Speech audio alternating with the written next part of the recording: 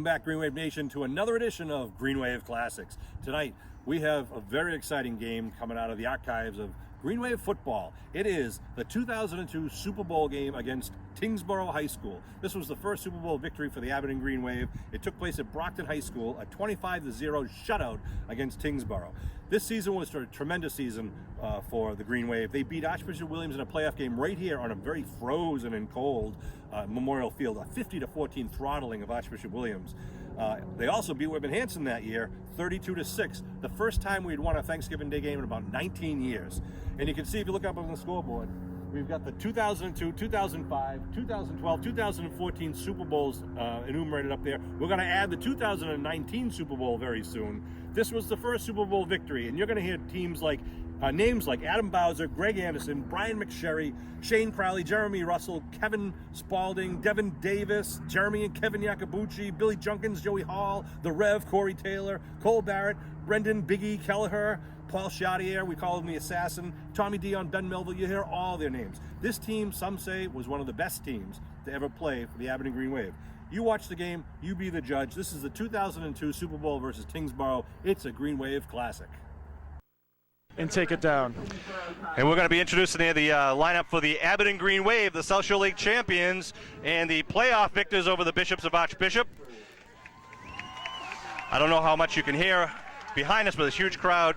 Here comes number 11, Adam Bowser. Another tremendous game last week. Actually, this week on Tuesdays. 21, Kevin Cutter, a senior. Shane Crowley. Can't say much more about him than we've said all year. Unbelievable player. Really has. Really. Greg Anderson. Can't catch the boy if he gets an open field. This Spalding, we'll get back to Spaldo in a second. The Junkyard, number 41, Billy Junkins. Here comes Cole Barrett, number 51. Chris Berry, number 53. You'll hear a lot of him today, I'm sure. Yacobucci, number 54. The cog in this wheel of a machine here. Justin Macaluso, number 55 for the Green Wave. Number 71, the big man, Brendan Kelleher. John Wynn, number 73 for the Green Wave. Number 79, Dave Ross, a big tackle and end. Paul Chaudier, number 80.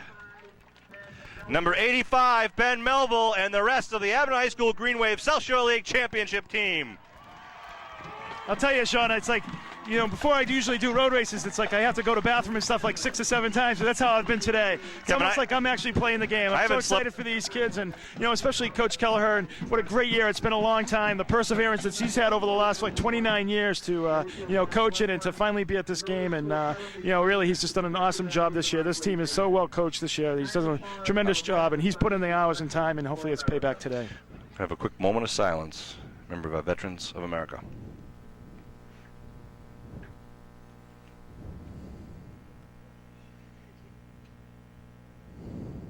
The horrific events of 9/11 has affected us in many ways.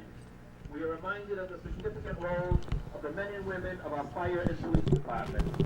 We are honored to have as MIAA guests members of fire and police departments from within our Commonwealth. Thank you for all you do. Our appreciation also is extended to all public safety personnel who serve within our community.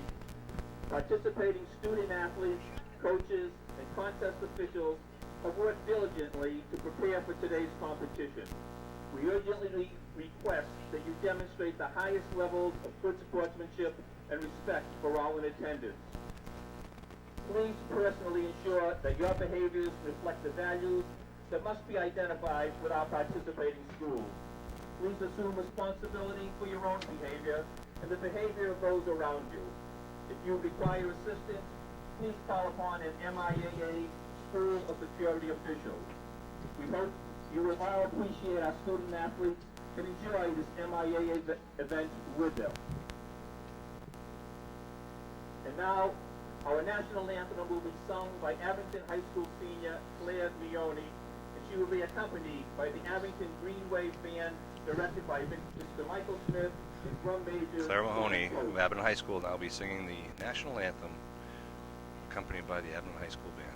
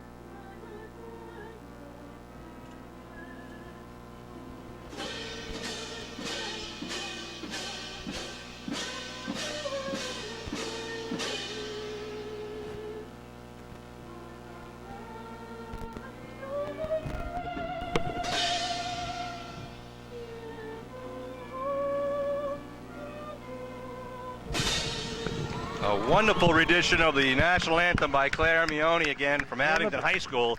It's a heck of a job with a lot of pressure on right now. Kevin, I think, look at the number of fans here. We've got a huge contingent of Green Wave football fans here, and a smaller but a vocal contingent of Tiger fans across the field. Well, obviously the ride is probably somewhat. I know for the fact that many Green Wave people are coming a little bit late due to the house tour, Sean. So there'll be even more people here for the Green Wave. Just to give you an idea of some of the teams, both of these teams are pretty equally matched. Where they've got a quarterback, Ryan Haller, and a senior who can throw the ball. He can run the ball. He's got over 250 yards rushing himself. And as we said, they've got two good backs. Abington, as you know, Brian McSherry, multi-talented, can throw the ball, run the ball himself. He's got 3 or 4 backs to go with. Kevin Spalding, number 32, injured his knee in the Archbishop game. He is going to be. They're going to try him tonight. I think today. I understand they're going to try him on defense first, see how it holds out. Don't want to. And that's been kind of a situation that's been going on all year. It has bothered him sometimes more than often, but he has taken a more prominent role offensively, Sean, in the last 4 or 5 games. And we've really seen him turn it on as his knee has felt better. He kind of just tweaked it once again. So he'll be going back on the defensive side, much like he did for the game. And I'll tell you, like we were saying in the paper the other day, he had the hat trick. He had just a great stellar of a Spalding. game for Spalding on Tuesday evening. I believe Abington won the toss and deferred to the second half, so they're going to be kicking off to the Tyngsborough Tigers to start the Super Bowl game. Just to give you an idea, in Tyngsborough's season this year, they had only 1 shutout, but in total points scored in the regular season was a total of 315 points scored to 105 points given up to their opposing teams, whereas Abington had 4 shutouts. They scored 248 points and then gave up only 48 points, which I mentioned is the 3rd best in all of Eastern Mass. And when you really look at it, the other 2 teams ahead of them are some of the inner city teams from Boston who really don't play much of anything. Sean, really, Abington's the toughest. That's kind of a gutsy call because obviously, they have a potent offense, and teams have been worried about it all year with Godfrey and J.J. Sullivan and Halloran back there for Tyngsborough, and you defer to the second half. I think you're saying, hey, our strength is defense. We're gonna take your best shot and see what you got. So you got to give them credit for that. I think it's going to be an interesting call. One of the things that Tyngsborough's had some problems with, especially towards the beginning and middle of the season, was a lot of penalties. Godfrey himself has had to give up at least a half a dozen touchdowns, some kickoff runbacks and punt runbacks that were nullified because of penalties. Now, obviously, you'd think that they've cleaned it up towards the end of the season. We may not see that be as prevalent as it had been in earlier games, but it is something that they've had to deal with. Last year, they lost the Super Bowl game 38-28, as I mentioned. Here, it's a brand new slate. Sean, I just one of the things we haven't seen any tape of Tyngsborough or any games of Tyngsborough. But one of the things I think I've been so impressed about this Green Wave team is the depth that they've had, and I think that's the thing that's going to carry them to this victory if they, if they're successful today. They've got so many linemen that are in and out all the time, so many linemen and so many backs. It's really difficult to key in anyone, and they always keep them fresh. So I think that's one of the things that the Green Wave is really probably going to have an advantage of is the depth. Sullivan and Godfrey back deep for the Tigers. Godfrey on the far side of the field. Here comes a kick from Chris Kennan to start the Super Bowl game. One bounce to Sullivan. It goes right through his legs. Down inside the 5-yard line. It's now back in the goal area, and he's going to try to run it out. It's Melville into time, and they keep him down at the 10-yard line with they'll start 1st and 10 for the Tigers. Good kickoff coverage here by the Green Wave. We're playing 11-minute quarters here in the Super Bowl challenge. See, logic, and that's high school football, Sean. You should have just fallen on that ball in the end zone, and it would have been a touchback come out to the 20. I don't know if it touched him and he thought he had to take it out. But, when it goes in like that, you don't have to, you can just fall on it, would have gone out to the 20. So Green Wave catches a big break there. Keys to the game now. Penalties, turnovers, and the play of the line. Let's see if we got any indication how it's going. We got a wishbone backfield. It's kept by the quarterback, Haller, and pitches around the left side to Sullivan. Sullivan turning the corner up around the 15-yard line, picks up about 6 on the play, bring up 2nd and 4 for the Tigers. See, that's one of the things the Green Wave's got to be careful of. It's an option. So that means like Bowser, the outside linebackers, and Spalding going to have to get there a little bit quicker, helping out the defensive ends, because the defensive end's main objective is to get the quarterback, stop the ball, make him pass. Quick huddle coming back out now again. 3 men in the backfield. Wide receivers on both sides for the Tigers. Another option on the far side. Halloran trying to cut it in, but no go. Good stop there by Melville coming from the other side. Ben Melville coming from the other side. No gain. Spalding did what he was supposed to do. Even though it looked like the quarterback was open, he took the pitch man responsibility away from Ben Melville's responsibility as the quarterback. He took care of his responsibility. Kevin Spalding took care of his responsibility. And by doing that, what happens is they end up with a 1-yard gain. 3rd and 4 on the 16 now. Got to get over the 20 for the first down. Head coach John Kirikopoulos, that's a mouthful, does a really good job coaching these Tigers, but both teams only had really 4 days to prepare for each other. Let's see what the Tigers think they can do here. Pitch, trying to go around left end. Looking to throw. No, tucks it back under, and it's going to be lost for a big loss. Green Wave defense comes up as they've done all year. A loss on the play, bring up 4th and 9. Exactly like we said, Sean. He was trying to go off tackle, but tries to bounce it outside, but Bowser's there to stop him, and the rest of the gang tackle there. Junkins in on the tackle as well. Looked the like Green Wave. He was looking to throw. I was saying to some of the defensive backs earlier before the game, I said, watch out for the throw, the halfback option, a little play-action pass, because you know they're going to try to keep Abington's defense on their toes. And back at his own end zone, I believe that's Godfrey who does the kicking. 4th and 9 here. 4th and 8, we'll call it. Green Wave pretty much just short of good field position. A low kick. Bounces at the 30 and just rolls downfield, and Bowser Smiley gets away with it, but Abington's going to have good field position on the 47-yard line. You know, and that's exactly, I think, what Abington was looking for, Sean. You know, saying, hey, we got a good defense. We're not afraid of you guys running the ball. We're going to stuff you, and then probably end up with decent field position. And also, it sets the tone for the game there. You know, you get the first play from scrimmage. You get to set the tone on defense, and they basically take a little bit of wind out of their sails now that you've stopped them and showed them you can do it. Well, I tell you, nobody's been able to stop or control the Abington defense, and no one's really been able to stop the Abington offense here. And Abington did the same thing to Archie Bills and Cohasset in 2 of the bigger games of the year, where they stopped him quickly and then took the ball into their offensive gear. And let's see what they do here. Slot left formation, 1 man in the backfield goes Anderson in motion. The give is up the middle of Bowser. Bowser spins and picks up about a yard or 2 on the first play from scrimmage for the Green Wave here in this Division 5 Super Bowl here at Brockton High, home of the Boxers. So we mentioned it's an AstroTurf field here. When the Brockton Rocks baseball team built their new stadium here, they built it on the Brockton High School practice field. So in exchange, they were, as part of the project, they put in this AstroTurf field, which is in great shape, and it's something you can wear cleats on. So the guys out there, they were able to practice on it yesterday to get a feel for it.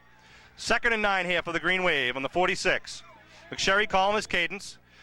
Give. Little counter coming back to Bowser. It'll be a loss on the play. Good defense there by the Tigers. J.J. Sullivan on the tackle there it looked like he was stunting, doing a little bit of a stunt there, coming up for the, coming up, shooting the gap and getting Bowser in the backfield for a loss of about 2.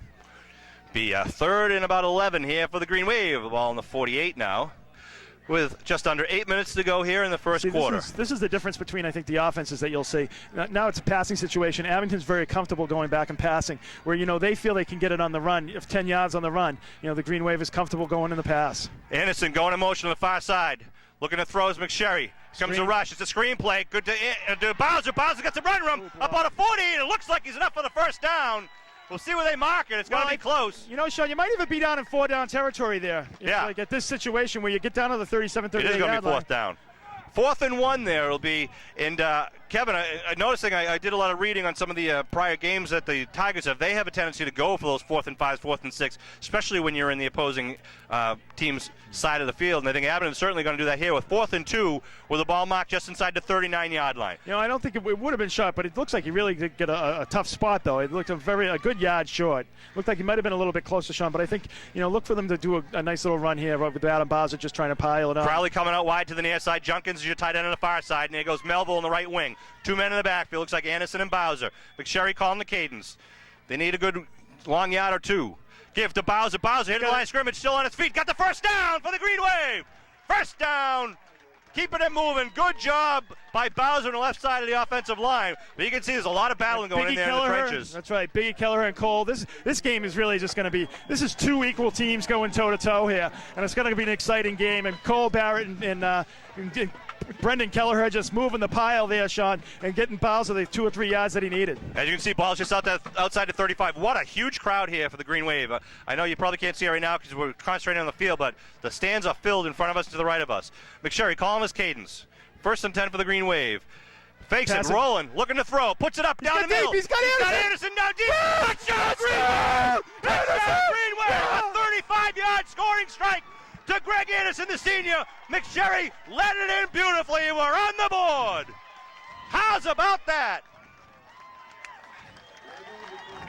Oh, Sean, I'll tell you, like all year long, it's just been missing. I think they've connected on one of those, but what a time to save it for connecting in the Super Bowl and scoring first with 6 minutes and 12 seconds remaining. The Green Wave scores on what is that, about a 36-yard pass? 35-yard pass.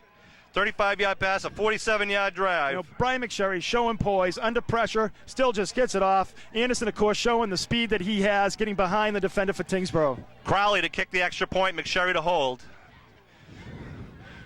Being spotted at the 10, waiting for the snap. Good snap, ball's down, kick is up.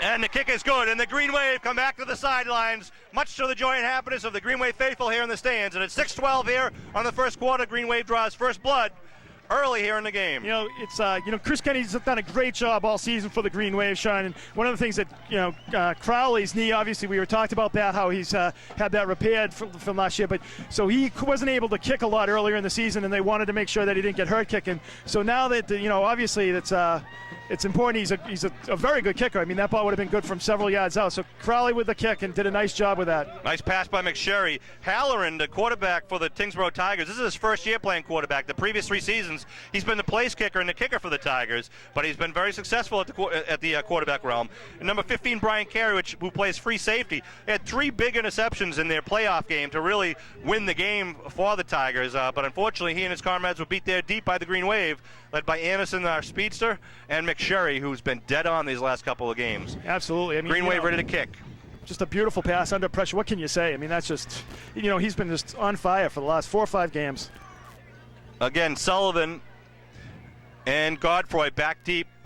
Here comes the kick from Kenny. A line drive, lets it roll down, bounce down, picked up at the 15 by Godfroy. Godfroy tries to kick it back over the 25. You can see his speed trying to get around the corner. Eludes some tacklers, but runs about 50 yards to pick up 5. Run out of bounds at the 25. Excellent coaching there. Kevin Cutter going down, maintaining his. I'm sorry, Jeremy Russell, number 21. I think that's. I'm sorry. Oh, Kevin. No, it was Kevin Cutter. Kevin Cutter. I get the two of them mixed up, 21 and 27. But Kevin Cutter doing an excellent job of maintaining his lanes. Everybody else maintaining their lanes. Kevin Cutter kind of stayed back until he knew that he had to come up. Made the tackle. Nice job. Good work on the special teams. Once again, starting off in poor field position is the Tyngsborough Tigers. Brian Carey on the near side.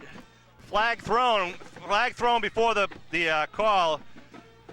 The referee is mic'd for these games, so we'll be able to hear the call. Might be some illegal substitution as one of the players for the Tigers left the huddle and went over to the sideline as they're breaking the huddle, which is illegal, and they move him back 5 yards. I'm not sure if that was the call, but we'll wait for referee Tom Jones to let us know. Yeah, that's what it was. It was a substitution call. So it'll be 1st and 15. Balls move back to the 20 now. Their first drive started at the 10 and they went nowhere. Picked up a total of 2 yards. Here they start essentially at the 20. 1st and 15 with 2 men in the backfield. Actually 3 men in the backfield for the Tigers. Rolling is Halloran with a pitch man. Halloran kicks it up. Kicks it over the 25. Gets up to about the 29-yard line. Melville got caught up a little bit there. And Spalding did his job of going out to the back, and Melville wasn't able to get to the quarterback there. We got caught up a little bit, and they have just a 4-yard pickup. But this team really does scare you, Sean. They're a little bit quicker, and their backs are very, very quick. So they can bounce it outside. So they do. It's kind of like a heart attack. You think they're going to get 7 or 8 yards, and they only get a 4-yard pickup. Well, they've earned the right to be here. Brian Carey goes out to the far side. He's the son of the athletic director and assistant coach. Again, rolling left. Tyngsborough trying to. What a pop! Who was that? That was Shane Crowley. Just labeled Halloran and said, "Don't come in my zone again." I think he's got Rollins tattooed on his back now, Sean. Shane Crowley did a stick at the Whitman Hanson game too. It was probably the hottest. My brother Sean, I was talking to him after the game. He said he didn't know who the hit was, but they heard it on the other side of the sidelines, and definitely heard that one even up here. Shane Crowley with a big stick. So Tigers trying to exploit the ends. Not going up the middle as of yet. With 3rd and 3 now. 3 men in the backfield behind Halloran. Looking to throw is Halloran. Looking over the middle. Puts it up in the air and it falls incomplete. That'll bring up a 4th down. 4th and 3 at the 32-yard line. You got to think the Tigers will have to punt it out of here. Steve Moore is jumping down there. He's calling for a motion penalty. This appeared to be a motion in the Tigers, but brings up a 4th down, which is just as well. Incomplete. It looks like the Green Wave will get the ball back once again. So they get it to the 32 and must punt for the second time today. The Green Wave sends back Bowser and Anderson deep, standing at around their own 40-yard line. Good snap. Punter takes his time and kicks Nice up. kick. A good kick coming Bowser's way. Fair catch at the 43-yard line where the Green Wave will take over possession here. 4:37 left here in the first quarter. I'll tell you, Kevin Cutter's a kid that just does all the little dirty things that a lot of times you don't notice. Down there making sure that the Tyngsborough guy, like Adam Bowser, can get a nice clean catch there. Working hard all the way down the field on the Tyngsborough defender. It's on the 43-yard line. It will be the spot. I'm sorry, not the 47. So one of the things, though, too, I think it's going to be important for the Green Wave, and especially early, not only to score points, but also take time off the clock. You want to take the ball out of the hands of the Tyngsborough Tigers. Right. And by doing that, you get a sustained drive. You do it on the run. So Melville and Anderson in the backfield now. Bowser on the near side. Crowley on the far side. There goes Melville in motion coming at you. Looking to pitch. Quick dump. Oh, it's picked off by the Tigers at the 50. Turned around up to the 40, and then they take back possession very quickly at the 38-yard line. So big defensive play by the middle linebacker. He's got the name number 53. That was number 53. 43. I think Brian Riley, a senior, had he a good dropped game. back in coverage. He smelled out the fake the pitch there, and he smelled it out and dropped back in coverage. And I don't think McSherry ever saw him, obviously. So now the Tigers will try to get something going here. Starting off at the Abington 38-yard line with 4:28 here in the first quarter. Big break there for the Tigers. Ken Purtell out wide left. 3 men in the backfield once again. Again, Halloran going left. Pitches now to Godfrey. Godfrey trying to get it around. I'm sorry, that's Sullivan. Sullivan tackled at about the 35-yard line. They mark it at the 34-yard line. J.J. Sullivan, the junior running back for the Tigers. Shoddy Aaron on the tackle. Geez, it seems like their plays last forever when they have the ball because they always are running wide, Sean. They don't seem to do anything up the middle. It's always running wide, so it seems like the plays are just continually. Well, we've only seen one pass thus far from Halloran. It wasn't a particularly an efficient pass. No. But we know he can get the damage done. There's going to be a quick timeout by the Tigers. They want to talk about it here. Well, one of the things, Sean, too, is that, there's and the Green Wave had 4 defenders around him, so it's not like you ever get one-on-one coverage, I think, in high school football. Usually you only have 2 or 3 guys out because you're trying to protect your quarterback. So it's especially when you're throwing across the middle, it seems to always get a crowd there. So the Green Wave did a nice job on that one pass. So we'll see what happens here. For second and about 5, a long 5 for the Tigers. It's been so far a fast and exciting quarter, Sean. Oh, hope I have my voice at the end of this game. I know. Second and 5. Call it really 2nd and 6. It looks from here. Right. Again, the wishbone backfield. Give to the second man Right over the right side. Pick up of about 2 big balls loose. Now let's see who's got it. They're still digging at it down there. He's saying he's down. There's no way he was down. There's no way he was down. Well, referees. Oh, horrible call. Ben Melville hit him right on the ball, and the ball came loose. Ball's marked at the 31-yard line. Bring up a 3rd down and about 2 or 3 here. Call it about 3 for the Tigers. Abner like to stop them right here with just under 3.5 minutes in the first quarter. Oh, it's going to be 3rd and 3. Ryan Halloran coming in from the sideline with the play. As you can see, these couple of pitch plays here, Halloran can run the ball himself, so it's a tough thing to defend. You got to watch the quarterback and the pitchman. They need 3. Give to the 3rd man. And he rides the wave. They're trying to get it full. I don't think he's going to get it. No, he's far short. He's about a yard Good short. defense there by the Green Wave. Number 55 for the Green Wave, Justin Macaluso with the tackle. Junkins in there with some help. I see Berry getting off the pile. And good to see Spalding in there, number 32, playing D for the Green Wave. It's 4th and 1. I'm going to bet you the Tigers will go for this, as they've normally done. Ball's marked to the 29. They got to get it to the 28 for the first. Let's see what they do here. Ryan Cole, number 29, goes out for the Tigers. In comes number 83, Ken Purtell. He's a senior flanker. They like to throw to him. That was like really the first time they've pretty much tried to run up the middle, Sean. Let's see what they do here. A tight formation by the Tigers.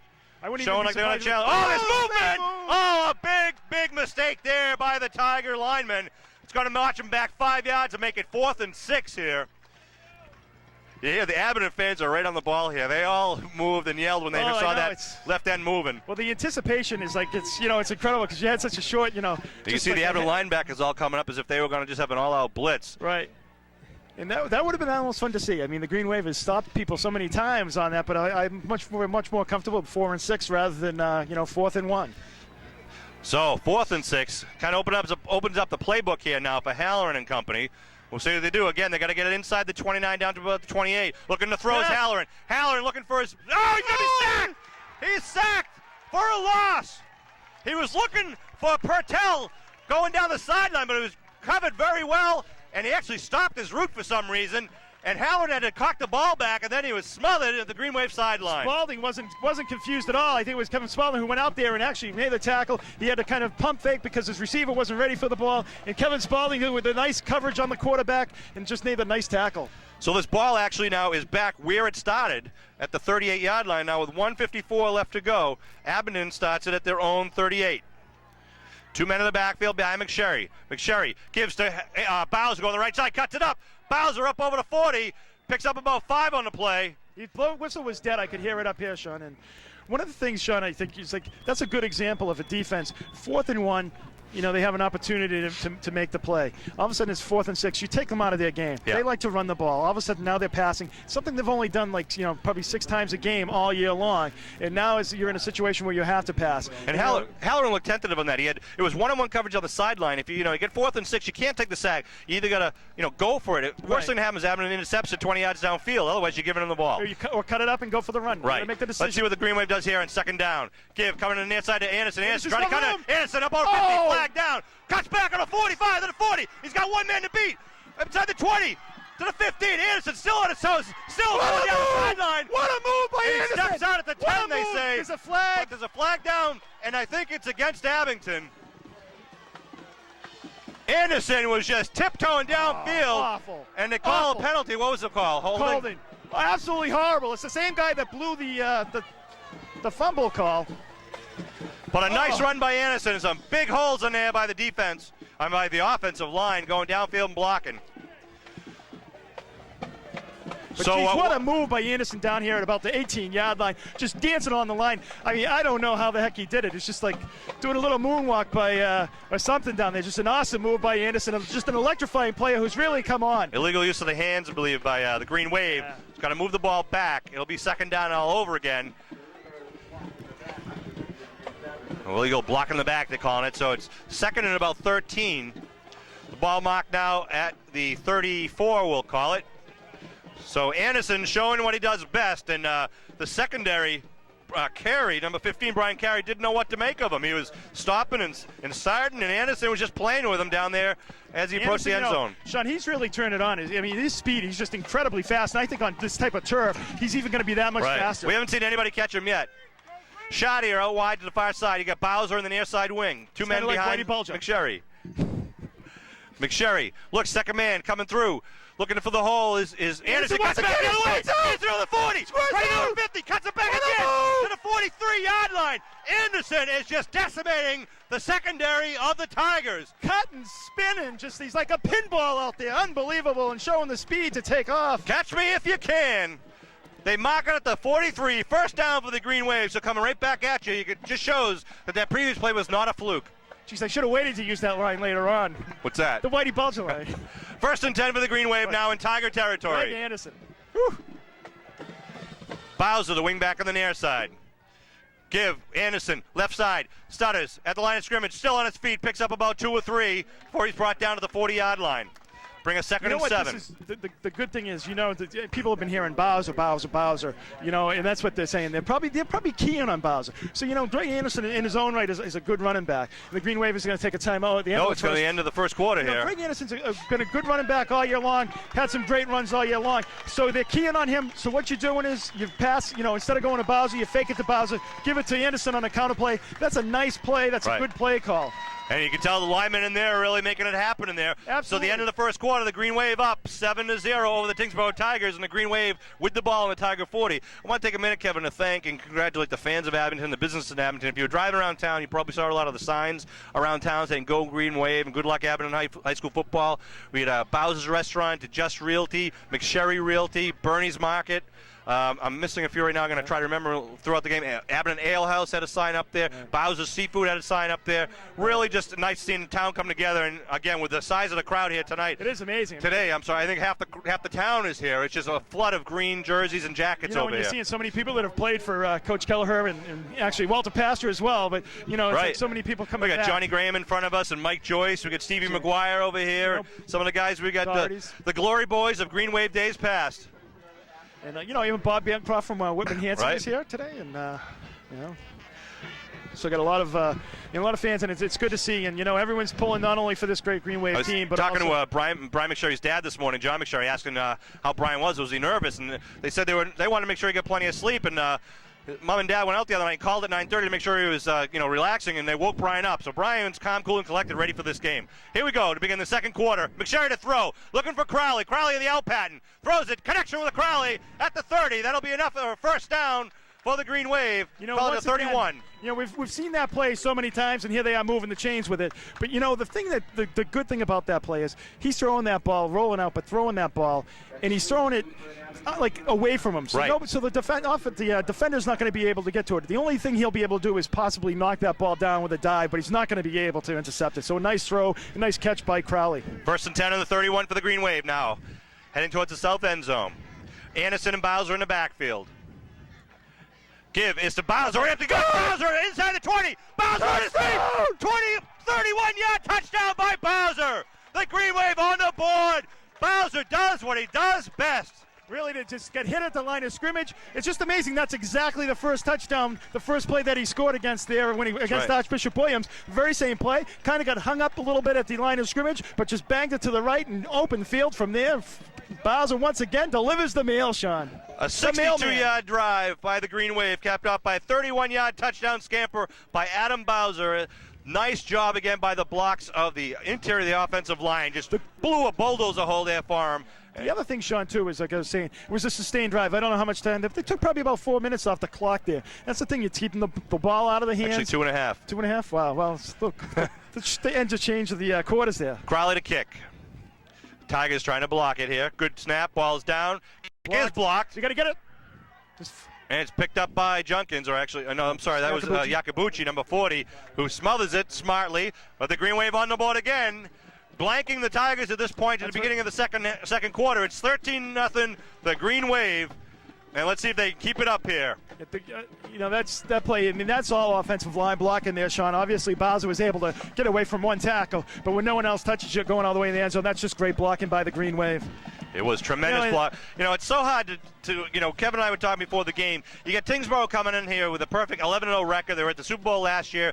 You still don't know how good the team is until you get out there and start hitting pads, because you don't know what type of quality game they have in their league. I mean, if you remember, we faced Cohasset when they were undefeated. I think they were 8-0 at the time. Archbishop Williams came in when they were 10-0.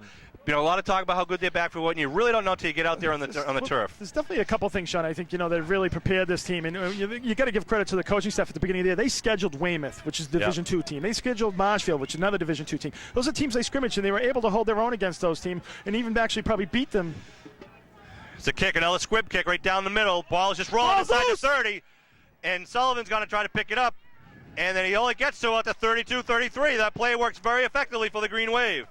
So, and you know what that does? That takes the ball out of their hands. They can't come up with a big return. They have to come up and make sure they take care of the ball first. And I think that's excellent, especially when you're up 13 points. And they still don't even end up with that great a field position. Right. But one of the things I was saying, Sean, is they schedule some really tough opponents. And then, during the season, they play 4 Division 4 teams or 3 Division 4 teams and then 1 Division 3 team, Whitman Hanson. So these guys have played a very high-quality schedule and scrimmage series all year. Slot right formation now for the Tigers, down by 2 touchdowns. Again, Halloran going to right side with the option play, takes it himself up over the 40. Oh, what a pop by Crowley again. Oh, my goodness. Crowley is becoming like the Lawyer Malloy and Tabaki Jones of that defensive backfield. We will repeat, do not run to number 22 or you will pay. Wow. First down, but they paid for that one. He just went over backwards. You hear the whoo from the crowd. Talking. They did move the chains on that, and Ben Melville was get caught up in the legs. They're going to make sure that they keep their hands out, keep their defender off them, make sure they can stretch it out. Slot right once again. 2 men in the backfield. Give is to the second man. Nothing doing.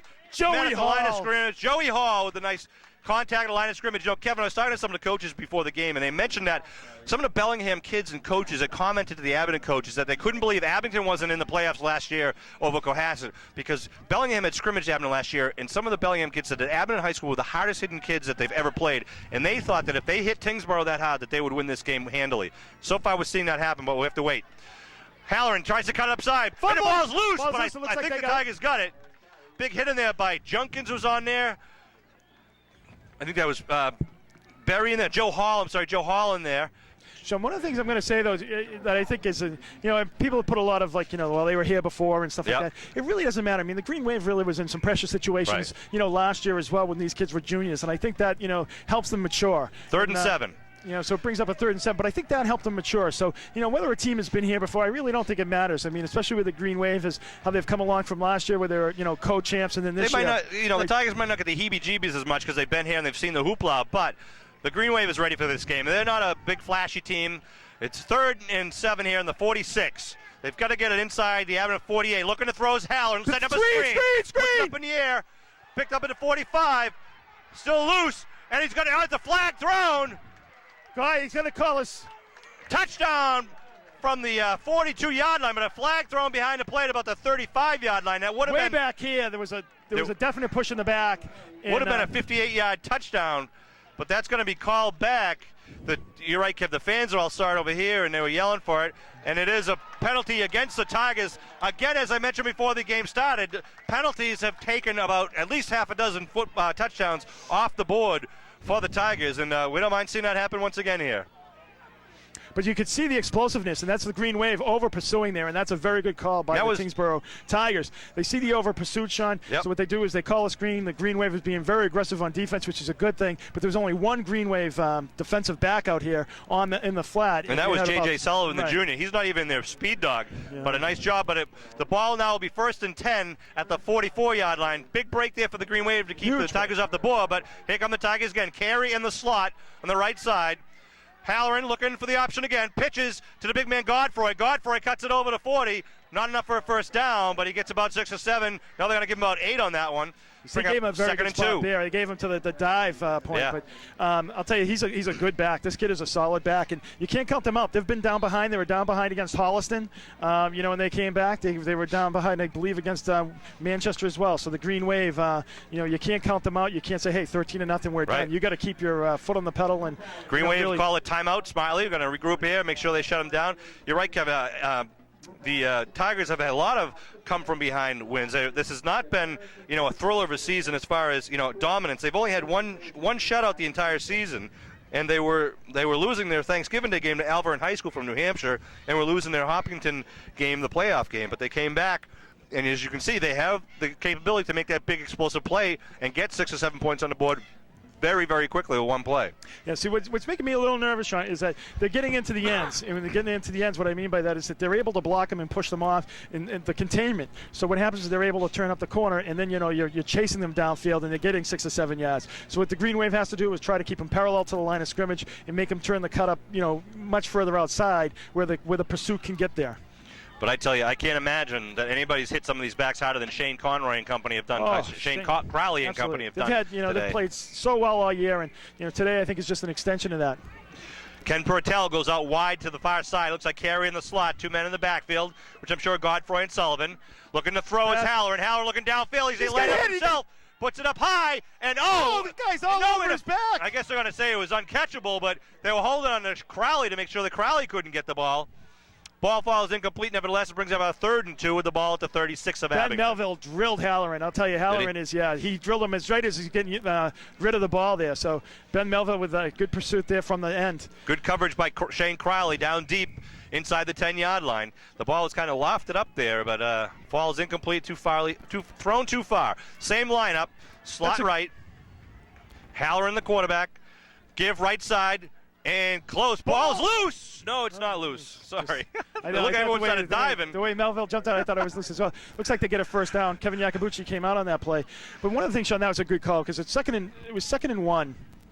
They're going to measure this. It was 2nd and 1, Sean. So it's like when that happens, you're down in 4-down territory here at the 36-yard line. So you have not only 3rd and 4th down to get a first down, and that's a good play just to go for it right there. Try to see if you can catch the defense trying to cheat up on the ball. Dennis Donovan down there is one of the chain crew for this MIA game, and it's going to be enough for a first down by about a half a football. So that's a big load off the chest and the shoulders of the Tigers. Will bring up 1st and 10 now with the ball marked to the 34. Qualified for.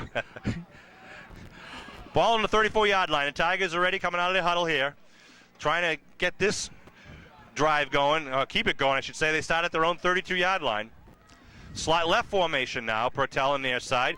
Again, here comes the option running at you. They pitch it. Trying to get outside. Nothing doing. Good job by the defense from Green Wave.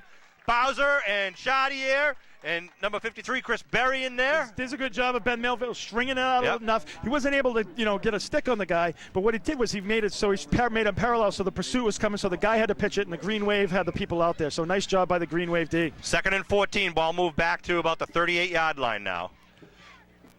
Each play, as you see, Halloran runs over to the sideline and talked to his coach, John Kyriakopoulos, and his assistant coaches. That's what they call him. I can see why.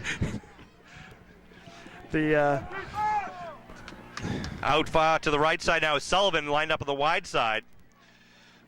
Looking to throw. Halloran. Screen. And it's thrown inside to about the 30-yard line, going close to the first down. We'll see where they mark him stepping out. So we're going to be very close. Looks like they might have it, Kevin, inside the 25-yard line. Yeah, it does look like they do have it, Sean. Well executed play there. As they had Sullivan go down deep and kind of take the safety with him, the cornerback. Jeez, I thought it was a screen again, Sean, because the pursuit from the Green Wave, off defensive line was like so strong that it looked like they weren't even being blocked. First down ball at the 24-yard line with 6.5, coming down to 6.5 minutes left to go here in the second quarter. Green Wave up 13-0. One thing, though, I will say, Sean, the Green Wave defense has not given up the big play, and we know that their red zone defense has been very tough all year. So I think that's the key here. Don't give up the big play. Don't give up that 60, 70-yard run. Green Wave want to force a turnover here. Slot left formation. And again, looks like J.J. Sullivan is the slot back on the left side. The pitch coming left side. Godfrey bobbles it, gets up to the line of scrimmage, and then taken down after a pickup of about 2 or 3. Almost a fumble there, Kev. We would have loved to have seen that. Yeah, it doesn't appear that they really. I mean, there's been so many times where they bobbled it, and the Green Wave has hit them, and so it looks like they've been taking care of the ball. So hopefully that will result in some fumbles for the Green Wave. 2nd and about 7 here for the Tigers. Ball marked about the 21 of the Green Wave. Carey goes out wide right. They send a receiver out to the near side. 3 men in the backfield. Now they move man up to the tight end position. So they get Godfrey and Sullivan in the backfield. Pitch right, option right. Option kept by Halloran. Halloran keeps it up and then just stood up and stopped before he could get to the first down marker by about 3 Green Wave defenders. Halloran's going to start thinking about pitching the ball more. Yeah, well, he was able to get downfield like 3 or 4 yards, though, Sean, and that's the key. It's like, the defensive ends, it's like I said earlier, that's going to be the key to this game, and they're able to get outside, but they're not giving up the backbreaker. They're not giving up the big run. So well, let's see what happens here. Musi Akabuchi takes a breather. They just put their wide receivers on the sideline to come out with a tight formation with 3rd and about 3. Big play here. They fake a pitch. It's a reverse play. Counter coming back, and Bowser hits him, and Melville. Oh, very close. Short. We'll see where they mark the Should be ball. just short if they mark it. Yeah, I think it is. He had to get over the 15-yard line, and it looks like they're going to mark it on the 15. Right. It's going to be 4th and about 1, maybe less than 1. The Tigers will go for it here with under 5 minutes here in the second quarter. And here's where the Green Wave defense is going to try to answer it. But this is difficult. They're going to try to punch it through. They maybe fake a dive and throw. Let's see what happens here. This is like the Patriots game with 4th down. They're trying to.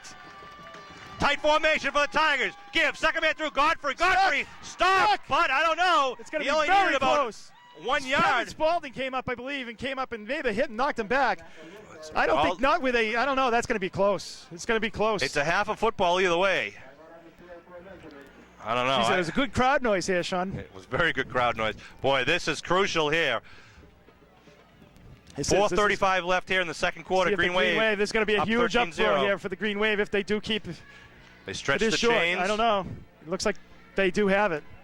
First down by about a half a football, a quarter of a football, if that. That's all right.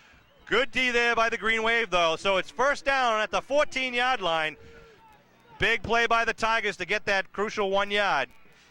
Here come the Green Wave, though, with the toughest inside the 20. Work for every yard, though. The Green Wave's doing a good job out there. Tight formation. It's an I formation now.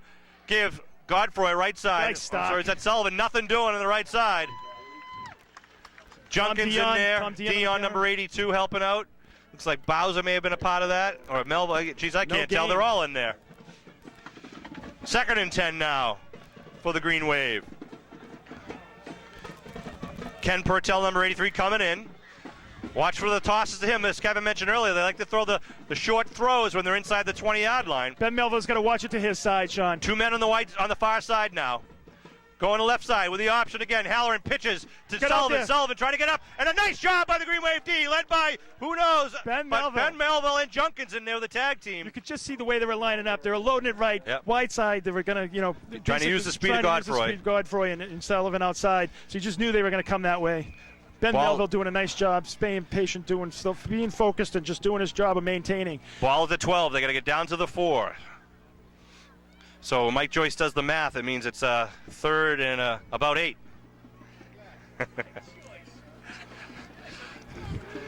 Third and 8 for the Tigers here. Green Wave would like to stop him right here. And Herbie's trying to calculate what he could save on his mortgage right now with the rates the way they are. Terry out on the far side. Pertell on the near side. Looking to throw is Halloran. Halloran, big rush. Looking to throw it. Puts it up. And the Green Wave. And the 20. Junkins to the 30. Junkins to the 40. Over midfield. Junkins still on his feet inside the 40. What a block.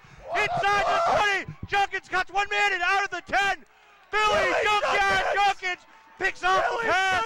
And inside the 15 and runs it all the way down to the Tigers' 10-yard line. And the Green Wave defense comes up again inside the 20 as they've done so well. You don't give up the big play. You don't give up the big play. You make it a long field. You make them work for the whole 70 yards that they had that. And what happens is eventually in high school football, more times than not, they're going to make a mistake. They had the pursuit. They had that set up pretty well, but he was just trying to get rid of it so he didn't take the big sack. And there's Billy Junkins coming up and making the big play. And Chris Berry just leveled the kid out there. Nice hustle by Berry running down there, leading the block. Ball's all the way down at the 8-yard line, be first and goal.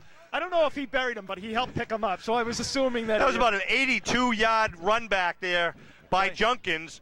And the Tigers sideline is silent with 3:09 left here. Abington with the ball at the Tiger 8. McSherry calling his cadence. Melville and Bowser gives to Bowser. Left side Bowser on his feet down to the 5. Bowser flagged down at the line of scrimmage from one of the line judges there. It might be offsides though, because it was dropped like right as soon as the play was snapped. So I don't know if it's going to be calling an encroachment or if he's going to call movement. Well, I was hoping for a turnover inside the red zone, and that's what we got. And Junkins did a great job sprinting down that sideline with some great lead blocking from his teammates. It was. I mean, it is a penalty against the Green Wave. There was a flotilla of Green Wave green shirts running down the field blocking for them. You know, and a great job by the Junkyard, because any guy who deserves it is him. The effort he's put for this Green Wave team all year. The leading tackler for the Green Wave, and we all know that the teammates help him by clearing him so he can be free for that. But so many times he came up with a big blitz. The first play of the game there from the offensive line of scrimmage, Richard Williams came up with a big stick. Make it first and goal now at the 13-yard line. 2:50 left here on the first half clock and counting. Abington up 13-0. Melville and Anderson in the backfield. I formation with Anderson, the deep man. Cadence by McSherry. McSherry looking to throw, looking for Crowley in the corner. Crowley at the 5. Crowley down to the 1-yard line. Ben Melville just did a nice job of blocking him, keeping the guy off of McSherry, giving him time. And McSherry had all day back there. He could have had lunch, Sean. Doing a nice job. I'll tell you, he is so poised, but the offensive line giving him protection. And once again, Shane Crowley just coming up with a big catch. Yeah, I love that combination. McSherry to Crowley has been absolutely deadly all year. Nobody has been able to defend that connection. Shane Crowley and hopefully we'll see a lot more of that in the second half. 2:09 and counting here. 13-0 Abington lead. They got one more yard to add another 6 points and then some. So let's see what they do. They got Melville and Bowser lining up in the backfield behind McSherry. Anderson in the right slot. McSherry calling the cadence. Anderson goes in motion. Give to Melville. Touchdown, Ben Melville. A 1-yard dive. Melville puts the Green Wave back on the board with 1:50 left to go. And that's just like a heartbreaker, Sean. Ben, because here they were driving, thinking that we score one before halftime. Maybe make it 13-7, or 13-8. We're only one touchdown back. But now, that big turnover once again, how they just kill you. The Green Wave cashes it in and scores another touchdown, making it 20-0. Really, that's like a 14-point swing. That is. Again, the Abington defense, they give but they don't break. And they bring it all the way down via the Junkins Express inside the 10-yard line, and then Melville pops it over. Green Wave going for 2 here with Melville in the backfield. Looking to throw is McSherry. McSherry rolling right, gets hit as he throws, and it'll fall incomplete. And a little bit of fisticuffs coming in. There's a penalty thrown. Good job. Number 53, Mike Paquette, the senior, a little frustrated. gave McSherry the business, had something to say, and Cole Barrett was about ready to blindside him. He did a little pushing of the arm into his chest afterwards. And rightfully so. They want to stop that right now. And sorry, the Tigers don't like the feeling of being down 19-0 here in the first half, but so be it. Personal foul against Paquette and the Tigers. What? Offside. Yeah, the referee was signaling against Abington, but was mistaken. Okay. So 150 left here in the first half. Abington Green Wave up now, 19-0. Tyngsborough did a nice job there, Sean, of spreading out, getting good pressure on McSherry. It was like an all-out blitz. Came from the far side of the field. I think, well, you know what? I think they might be better off at that point in time. There's a couple of things that, when they're passing, they seem now it's like the rollout. So they're just going to be, as soon as they see McSherry rolling out, they're going to be blitzing, and they know the flow of the play. So what you got to do, I think, to keep them honest, as you do another play like you have Greg Anderson. Obviously, you can't do that when you're down on the 3-yard line, but when you're at the 40 and 50, you got to be able to do that.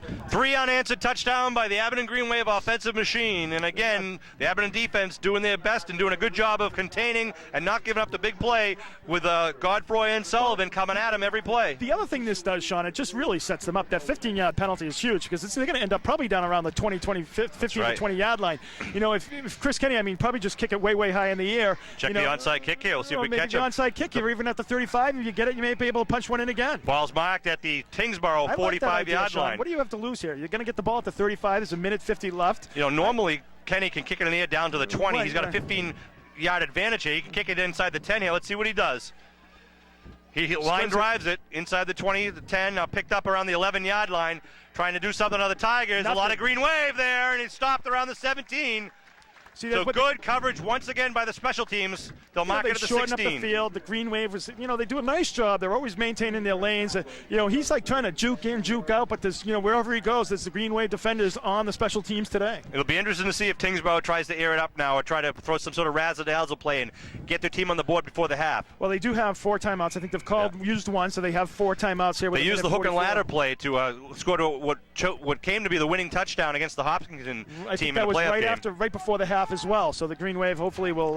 That was a connection with Carey and I believe Sullivan. So we'll see what they do here with wideouts on both sides now. High formation, looking to throw. Quick out is to Purtell. Purtell over the 25 up to the 30, and then taken out of bounds. They'll stop the clock with 1:39 to go. Ken Purtell, the senior, wearing number 83. Good job there, moving the stakes for the Tigers. They only had like 5 seconds coming off, the clock, so that's a quick play. Ball's moved up to the 31-yard line, 1st and 10 again for the Tigers. Halloran comes in with a Carey, number 15, Brian Carey. He's another talented receiver. They send Purtell out wide to the far side, Carey on the near side. I formation with Godfrey and Sullivan behind Halloran. Halloran looks back, quick pass out to Carey. It's like a 3-yard pass. Trying to see if they can beat the cornerback, but he just kind of almost push passes it. Right. Tackle on the play, I believe, by Bowser and Dion. You're right, Sean. When they throw the ball, you got to throw it with authority because if you don't, you're going to end up in a little trouble there. And I think Bowser was almost thinking of going for it and then decided, thought better of it and said, "Well, just take the short thing." I can only hope or think that maybe they're trying to set up the fake and then the kind of the chair pattern, because that pass is ripe for interception. 2nd and 4 here. Looking to throw again. Halloran on the right side goes to the 40. He's hit. Before it's going to be close to the first down. He spun around. Did a nice job, though. That was number 83. Purtell again. Yeah. Ken Purtell. He's did a nice job. They all these guys are very well coached. They have good moves. They kind of bounce around. But the Green Wave defenders really are, that's the thing in coaching. It's like they're very disciplined. It's like they kind of just say, okay, what's your move going to be? And then they tackle you. And they, good form tackling. So Tyngsborough calls timeout with 58 seconds left here in the first half clock. Abington up 19-0. The defense and the offense just thrashing the Tigers. But as we've said, we've got a whole half of game to play, and Tyngsborough Tigers have made a season out of coming back from deficits in the second half. They really have, and they're a team. And they do make you nervous, Sean. They're explosive. They can score quickly. They do all those things. And the thing is, you got to be careful. You can't, just can't go in and think it's one. There's still 2 quarters to play, 22 minutes of football, and the Green Wave really has to maintain the intensity the whole game. Tell you, Abington's fortunate. Initially, the report was after we won the playoff game against Archie Bills that we'd be playing at Worcester State, which I'm sure the whole crowd still would have gone there, but having it moved to Brockton was quite a bonus for Abington. Obviously, The commute is a 10-minute commute, 15-minute commute for Abington, right. whereas Tyngsborough has about an hour and 10-minute commute to get down here from the New Hampshire line. I think the MIAA was looking at the revenue side of it and said if we put it in Brockton.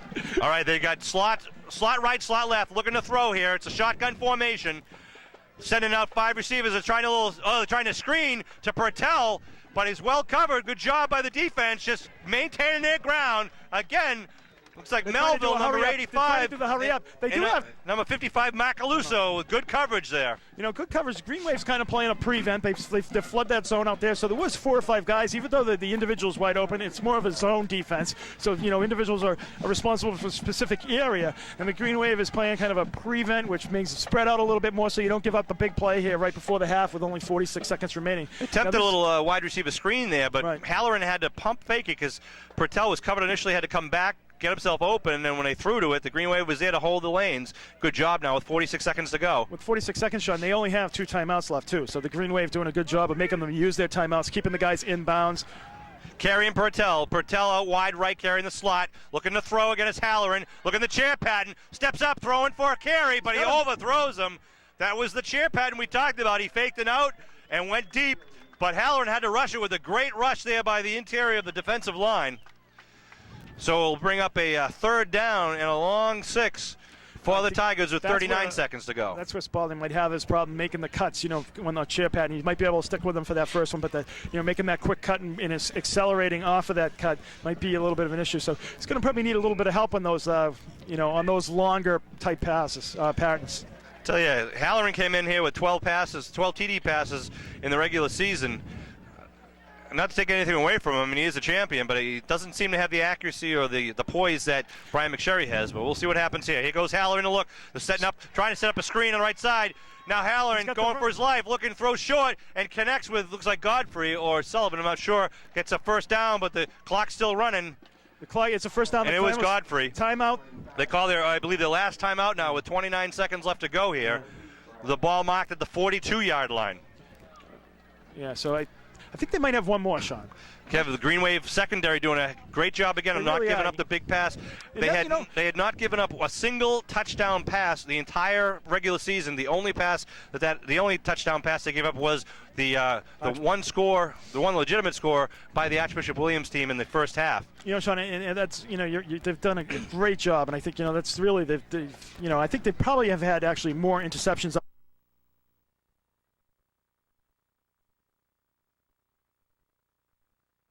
They might have one more.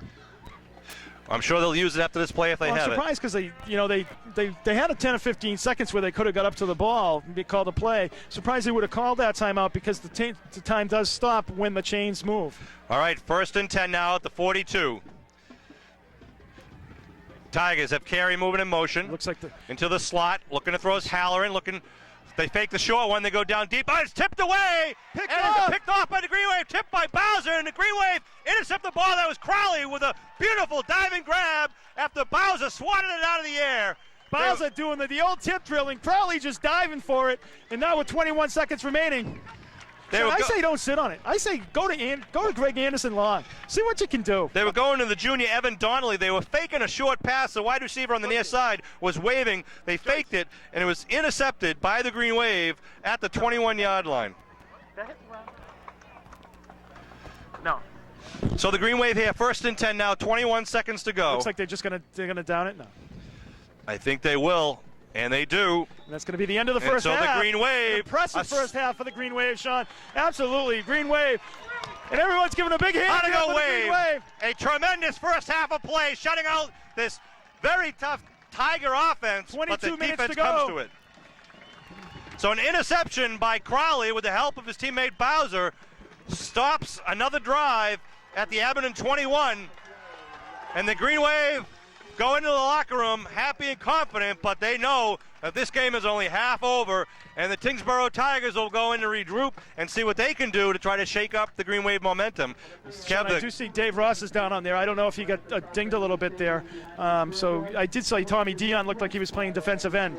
So, I don't know if Dave Ross is, hopefully he'll be all right. He is up and walking. So might have just got a little wrong a little bit. The big senior. So we're going to be back for second half action? Yeah, we're going to take a break. Kevin Whalen, Sean Riley, and our cameraman are going to take a break for the half. We'll be back to you with more Division 5 Super Bowl action. Again, at the half, the Abington Green Wave 19, the Tigers of Tyngsborough 0. We'll see you in a few minutes. All right, we're back, Green Wave sports fans, for the beginning of the second half of this Division 5 Super Bowl.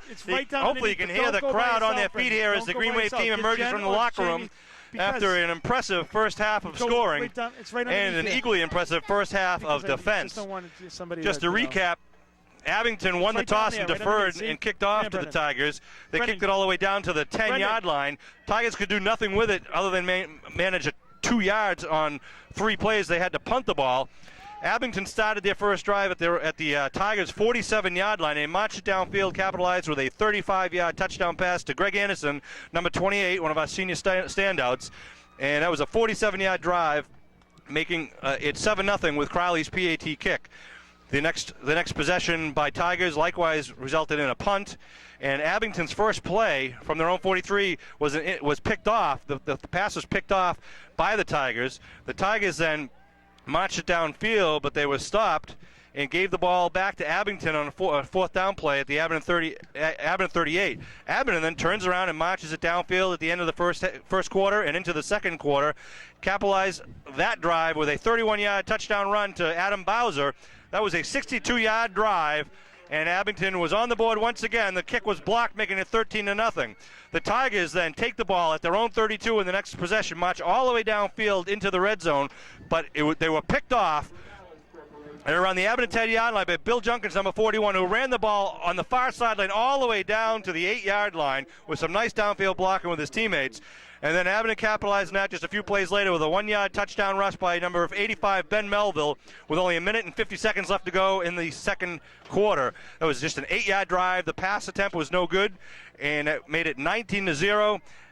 The Tigers then tried to make something happen, but eventually they were picked off once again by Shane Crowley after Bowser tipped the pass downfield, and that's how the first half ended. Abington up with 19-0 with 3 unanswered touchdowns. Well, Sean, just goes to show you what a great call that was. You get the momentum on your side. Now Green Wave also gets the ball back here in the second half. The first lady's here, Leslie Riley, the wife of offensive coach Ed Riley. Kevin, just a tremendous first half, but Abington knows that this game is far from over. That's right. Let's see what the Tigers do here to start it off as they kick from their own 40, their own squib kick of their own. Gets it down to the 25, and they mark him down. They mark Russell down with his knee at the 25-yard line. But nevertheless, Slim Shady. That's what his nickname is, Slim Shady. There, Russell picking up the ball. Well, that's where the Green Wave will start here in the second half of possession. Kind of a smart move. They deferred in the first half because they wanted to have possession to start off the second half, and it's a great move here because it just takes the ball right away from the Tigers immediately. It doesn't allow them to build momentum. The other thing, too, Sean, I think that they wanted to set the tone on defense, which I think they did. They stuffed them on that first drive, were able to take the ball and then score on their own and get good field position. Let's see what the Green Wave do here in the first play of the second half. Coming at you is Anderson. Anderson inside the 30, up over the 30, still on his feet, picks up about 8 on the play. Nice play by the Green Wave. A lot of green shirts out there blocking in front. Number 63, Joey Hall, leading the way, as he so often does. I know we said it earlier, Sean, but in this situation, you really want to take some time off the clock, keep the ball out of their hands, have a controlled and sustained drive here for the Green Wave offense. Crowley on the near side, Anderson on the far side as the wing. 2 men in the backfield behind McSherry. 2nd and 2. Give is to Bowser, right side. Bowser still on his feet, gets the first down. Move the stakes. I think that it's, one of the things the Green Wave has done today is really they've gone away from Bowser and they've used Anderson. I said it in the first half. I think it's a great call because what happens is, they're keying on Bowser. They're not expecting Anderson. All of a sudden, this kid with the quick feet is just, dazzling them. And, Bowser, though, is getting the hard yards. They're picking up the nice first down for the Green Wave, moving the chains and keeping the clock rolling. Ball in the 37 now. 1st and 10 here in the third quarter for the Green Wave. Melville going in motion to the far side of the field. The pitch to Bowser, right side. Bowser up towards the 40-yard line, picks up 3 tough yards there. And it'll bring up second down. We've seen it very rare that we've seen a jet all year, and that's Bowser with the jet. That's I can't recall another time like this year. I think we've seen we saw one on a point after to Anderson, that type of play. It was last game, but it brings up now 2nd and 7 for the Green Wave, with the ball being marked at their own 40-yard line here with 9.5 minutes left to go. One thing that makes Adam Bowser so successful, Sean, is that he's a north to south runner. It doesn't really, mix it up too much. He's, he cuts it right up the field and gets that important yardage. See what they pull out of the Green Wave playbook here with 2 men behind McSherry. Giving the right up the middle to Bowser. Bowser, big hole inside the 50. They throw a flag down. There's nobody there. Oh, face mask. I think it might be a face mask. We'll see. Bowser brought it into the 48-yard line of Tyngsborough territory. Well, because when you wait for referee Tom Jones to make the call. It is a face mask against Tyngsborough. That's going to move him even further into Tiger territory here. Bowser picked up 10 yards on his own. And the thing, Sean, too, is that when you see the flag, you automatically think of holding, but it was like there was absolutely no Green Wave people there, so you're kind of going like, how could it be a hold? But it picks up on the face mask there, and Adam Bowser probably might have even got some more yardage out of that if he wasn't face masked. Green Wave started this drive at their own 25-yard line here. They'd love to just march it downfield and put some more points on the board to keep the Tigers on their heels.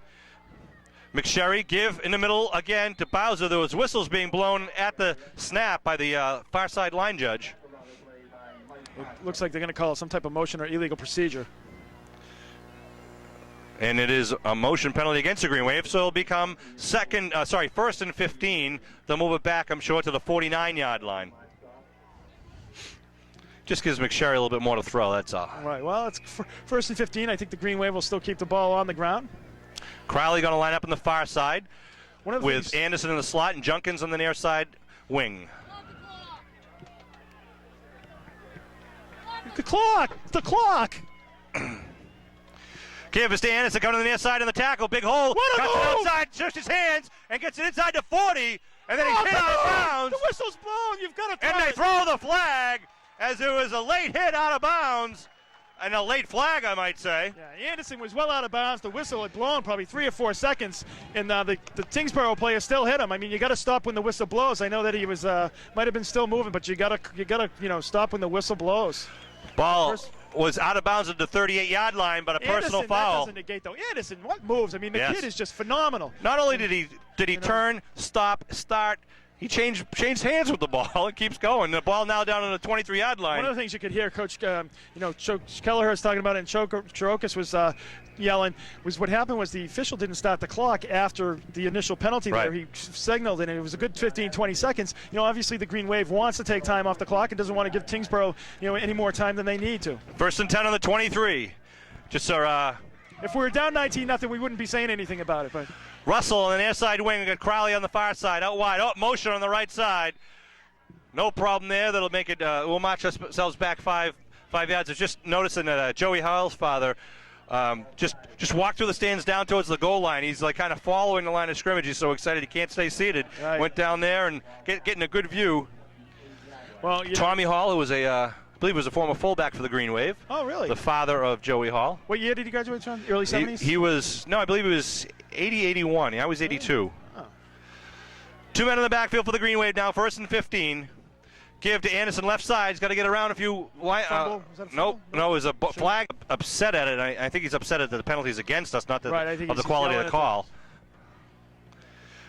Referee Tom Jones. Calling for a cut block. Illegal block against the Green Wave.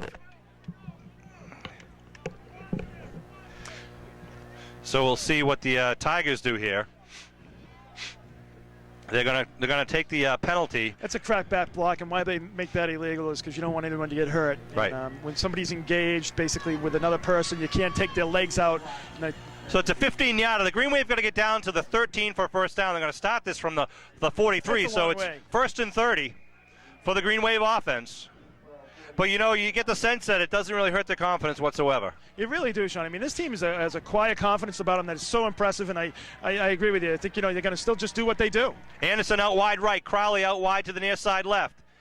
2 men in the backfield behind McSherry. Tigers trying to show a blitz. Here comes a blitz. They set up a screen, and it's thrown up, and a nice defensive play by number 46. That was A.J. Silva, the junior. He just smelled it out, Sean. It was so close. I mean, if he could have kept his feet, he would have had a pick there and gone. McSherry was under pressure to get rid of it. Threw it as almost the same situation where Junkins picked off his. And there was just one guy out there. I like the call though. They're showing blitz. if you can just get behind that one guy. It was a great defensive play by Silva. If you get behind him, he had a lot of blockers downfield. Let's see what you do. Yeah, if you can pick up 10 or 15 yards here, Sean, it really makes it, you can get 2 downs out of it because it's, you get down around there 30, you can use another down. Similar formation now, 2nd and 30. Give us to Bowser, right side. Bowser cuts it in, over the 40, inside the 40, down to about the 36-yard line. They'll bring up 3rd and long here for the Green Wave. It's still a long field. I wouldn't be surprised. See if the Green Wave would. Looks like they're going to punt it with. It's 3rd down. Is it 3rd down? Okay, I thought it was 3rd down last time. Now, see the big number over there, the orange number on the far side of the field. If you watch that number, that tells you what down it is. There's also a scoreboard over here that tells you. Geez, thanks, Sean. And I'm standing next to you. Well, if I'm ever incorrect, I know you point out my errors of my ways. So it's going to be 3rd and 20 here. About 3rd and what? 3rd and 25? I won't correct you, Kev. 3rd and 30. No, a little less than that. But 3rd down here and long. Bowser in motion coming at you. Green Wave in a passing formation. Looks to throw. Down to connection to Chaudier. Very close to the 1st down. Not enough, but a nice run. Well-executed play. Number 80, Chaudier, showing his size. Brian McSherry, Sean, is just so confident. He just steps back there. He just waits to the last part. He's got 2 guys that are bearing down on him. Just lofts it up, and the Chaudier comes in and makes a nice play there. Nice catch by Chaudier. Look at that now. 4th and a long 2 here for the Green Wave. The ball on the 16-yard line. Sean, I think we got to start calling these kids like the Sundance Kids. It's like, the other teams, I think, Archbishop Williams, I think, it's going like, who are these guys? It's right. Like, it's just constantly. Slot right formation now. Anderson in the right slot with Crowley out far. We got Melville and Bowser in an I formation behind McSherry. We need 2-3 yards here for the 1st down. Looking at throws, McSherry. McSherry throws, and it's caught by Anderson inside the 10-yard line. Wow, did they thread the needle on that one? 1st and goal for the Green Wave. Greg Anderson with the catch keeps the ball going. 1st and goal down at the 8. And how about the poise of McSherry and offensive coach Ed Riley? They don't celebrate. They get together. They make the next call. They're ready to go. Sean, I thought if you really look at their offense, their defense, they're really spread from the thing. I thought McSherry might even scoot up with a quarterback sneak there because they're spread at the middle there. 1st and goal in the 8 now. Anderson and Melville in the backfield. McSherry calling his cadence. Give to Anderson left side, trying to turn the corner, cuts it back inside. Anderson on his feet, down to the 6-yard line. Couple of yards the hard way there with 6:09 and counting here in the 3rd quarter. But he did a great job of recognizing, that he didn't have it on the outside, bounced it up inside, picking up a couple of yards rather than a loss. So it's going to be 2nd and goal from the 2nd and goal from the 6 rather. The Green Wave fans are like seeing what they see today. It's just been a fabulous day. And this will be important to really punch this one in. We've eaten a lot of time off the clock. We started from our own 25. We're starting off the 2nd half with yet another drive. They really haven't stopped him. They really haven't stopped him all year. Here we go. 2nd and goal. Melville up the middle. Melville hit at the 5. The Tigers claim that they tried to strip the ball, and they say it's a fumble. The Tigers will take over at the 5-yard line. A fumble on the play. So tough break there for the Green Wave, but the Tigers are pinned deep in their own territory here with 5:27 left to go. Ben Melville, he just got gang tackled, and I think he was able to get it up. Or step back. Let's move back. So it's going to be now 1st and 10, 95 yards away here for the Tigers with 5:27 left to go here. Looking to throw here is Hallard. Hallard steps up, lets it go, and it's connection, but then taken down at about the 13-yard line to Pertell, Ken Pertell, number 83. Yeah. Look at Halloran was almost going to take it on his own, and then saw Pertell open about 5-6 yards downfield and connected with him. Not enough for the 1st down. Be 2nd and about 2. Gee, Sean, he really doesn't throw. You're right, though. He doesn't throw the ball. It's almost like he pushes it rather than throws it. He doesn't really. I'm surprised he can throw deep at all. Not a tight spiral. No. I noticed that in the pregame too. That it wasn't a tight spiral. That, but he seems to be somewhat effective, able to get the ball out to his receivers. And so let's see what the 2nd and short situation. See what the Tigers do here. I formation. Godfrey, the 2nd man, the deep man. Looking to throw is Halloran. Halloran laying it up, just trying to time and pad. Chaudier! Chaudier! Unbelievable catch! At the 42-yard line. What a grab by Chaudier. Unbelievable. That was Paul probably Chaudier. one of the best catches I have ever seen anywhere. Paul Chaudier with an incredible grab. Wow. Unbelievable. Just full extension, comes down at the 40-yard line to Chaudier. You know, Sean, I was going to make the point, though. It's like, you don't mind almost, you never want to fumble, but I'll tell you, like, the Green Wave took like 7 or 8, like almost 6 minutes off the clock there with that drive. So, all things weren't lost. But, the Green Wave and then Chaudier just coming right back. So the Green Wave gets the ball at 1st and 10 at the 40 of Tyngsborough Tigers. I tell you, and the Tiger fans are sitting on their hands right now. Just what a turnaround. This defense comes from Abington and just shuts them down. Everything they try here, they got an answer for them. 1st and 10 now at the Tiger 40 now for the Green Wave in the second possession here of the second half. Up 19-0. Give. It's a reverse. Crowley looking to throw. He's got a man open deep. He's just going to open. Touchdown! Touchdown! Green Wave! Oh, razzle dazzle! I was waiting for that all year long. Shane Crowley, the backup quarterback. We were told that we couldn't say that he was the backup quarterback because teams didn't want to have a key on us. And so I did one game and I was scolded by a couple of coaches. So Shane Crowley doing a nice job and showing his arm. And Bill Jenkins was so wide open. Oh, wow. Domino's could have delivered a pizza to him in that time. McSherry hands it off to Anderson. Anderson pitches it to Crowley. Crowley sets up and just lofts it into the waiting arms of Junkins, who was running down the far sideline. Nobody near him. Hauls it in a tough sun, I might add. Junkins could have easily lost that in the sun. That's a great call. What you do is you go for the throat right on the first play after a big turnover like that. Just an awesome call. 25-0. 4:27 left to go here in the third quarter. Go Green Wave. Looking to throw. Coming from behind his pressure, throws in the corner of the end zone, and it's knocked away.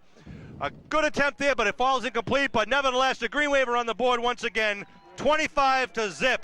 What a play, I'll tell you. That's just and it's an exciting play, too, by the Green Wave. A little razzle-dazzle, and it's just didn't take any time off the clock, but that's all right when the result is 6 points. 10 seconds, 40 yards, one play, and the junkyard hauls it in from Shane Crowley. Shane Crowley, one of those unsung heroes of this year. He's thrown a couple of big passes from that type of position. He had a big reception last game from Bowser. He got it down at the 1 yard line, and we've seen a couple of big sticks by Crowley today that really just has stood up the offense of the Tigers. Wow, that's just Sean. It's just so incredible. I mean, it's still a lot of football, but it's going to be very difficult. Especially, I mean, they really have not been stopped all game. They've had a couple of fumbles and one interception, but for the most part, Sean, I'll tell you, they have not been stopped by the Tyngsborough. Only by their errors. I mean, they haven't been stopped like on downs at all. So. Hey, and again, good job by the Green Wave offensive line for giving the time for those backs to make that play work. Absolutely. Yeah. Looking to kick off now is Chris Kenny from his own 40. The line drive again, bounces at 30, rolls down, good bounce at the 17 to Sullivan. Sullivan pops it outside to the 40, and then he's hauled down and stopped at the 43-yard line with Kenny himself and Melville on the tackle. Chris Kenny doing a nice job of coming up from behind, getting decent field position out of the Tigers. But I'll tell you, Chris Kenny did a nice job coming from behind, grabbing the shirt, whatever he could get a hold of, and pulling him down. Interesting that the Tiger band is playing Hold That Tiger. It's essentially what the Green Wave defense has been doing the whole game. Oh, I think there's a tiger in the tank is a different meaning today. The old Exxon commercials. I tell you, Kevin, we were talking before the game. We thought this was either going to be a real tight game between two equal teams, or we were going to win this by 3 touchdowns. I thought it was going to be a very tight game. I thought it was going to be a very tight game. I said if Abington scored 22 points, I really thought that. I said that yesterday down at the deli that I thought they'd win. I formation, looking to throw. Big rush by Junkins. Junkins was taken down for a loss. Woo! 6-yard sack by Junkins. Oh, my God, I'm getting lightheaded here. Monster of a game for Billy Junkins. Junkins came through, blitzing from his center position. He was looking to go for a short patent to Pertell on left side, but no go, and a loss with 4 minutes to go here in the third quarter. He's having his own highlight film here today, Sean. 2nd and 15. Junkins runs back one play, 82 yards to the 8-yard line. He hauls in a touchdown pass you just saw for 40 yards, and then has a sack on the first play from scrimmage here in this drive. A draw play, nothing going on with the Green Wave defense, answering the call for another loss. And they just Green Wave haul him down. Yakabuchi, Barry in there, everyone's in there for the tackle. I look, it's like Tommy Dion as well, the Green Wave. And look how slow Godfrey's getting up. He hasn't seen this kind of defense for 11 games. 11 11-0 they come here. He's got 25 touchdowns this year, and he just cannot get it clicking here. The Green Wave is a force to be reckoned with. Even more importantly, Sean, the time is coming down to 3 minutes and about 15 seconds under that remaining now. So the Green Wave, able to take the time off the clock.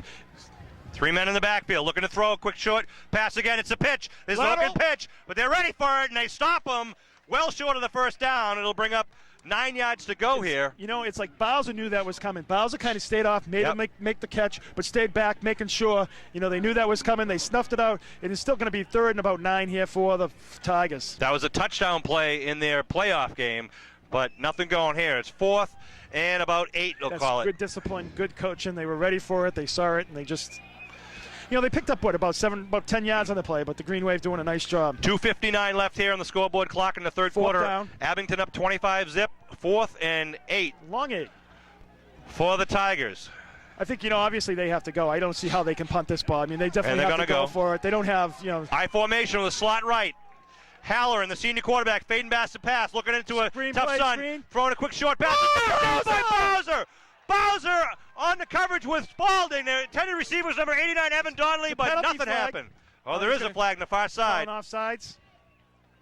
Offside against the Green Wave, so it gives them a second shot. I'll tell you, Adam Bowser, though, coming up, it just seems every time they make a play, they have an answer for it, and the Green Wave is just there all day long today. So they'll move it 5 yards, but now bring it 4th and 3. Right.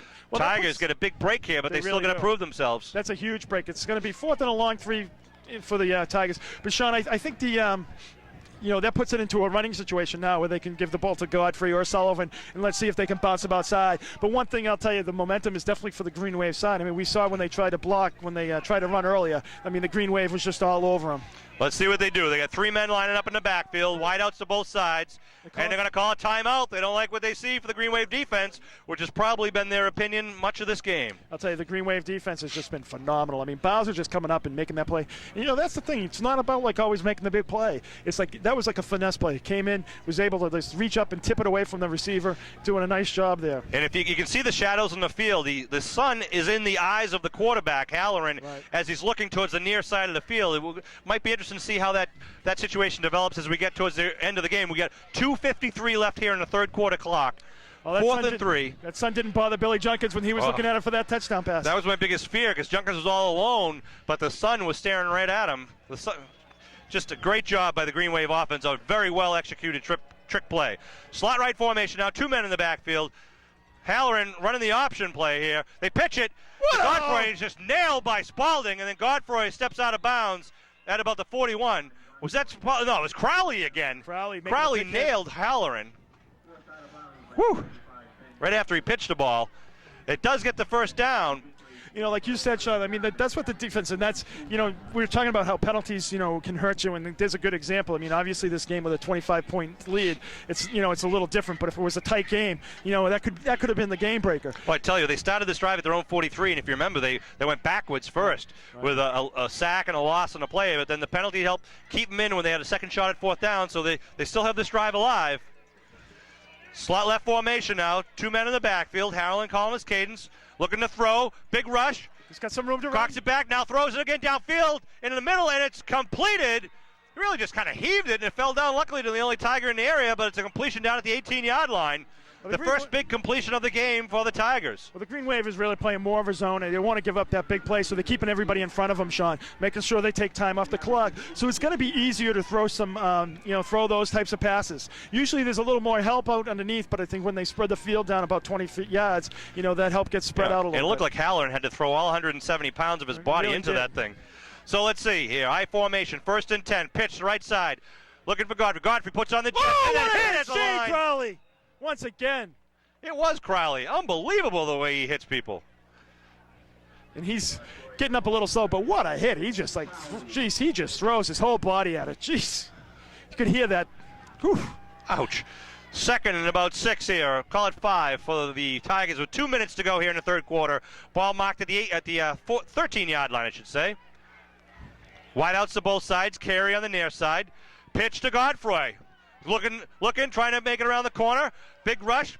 And then Melville gets to him with some help from Chaudier.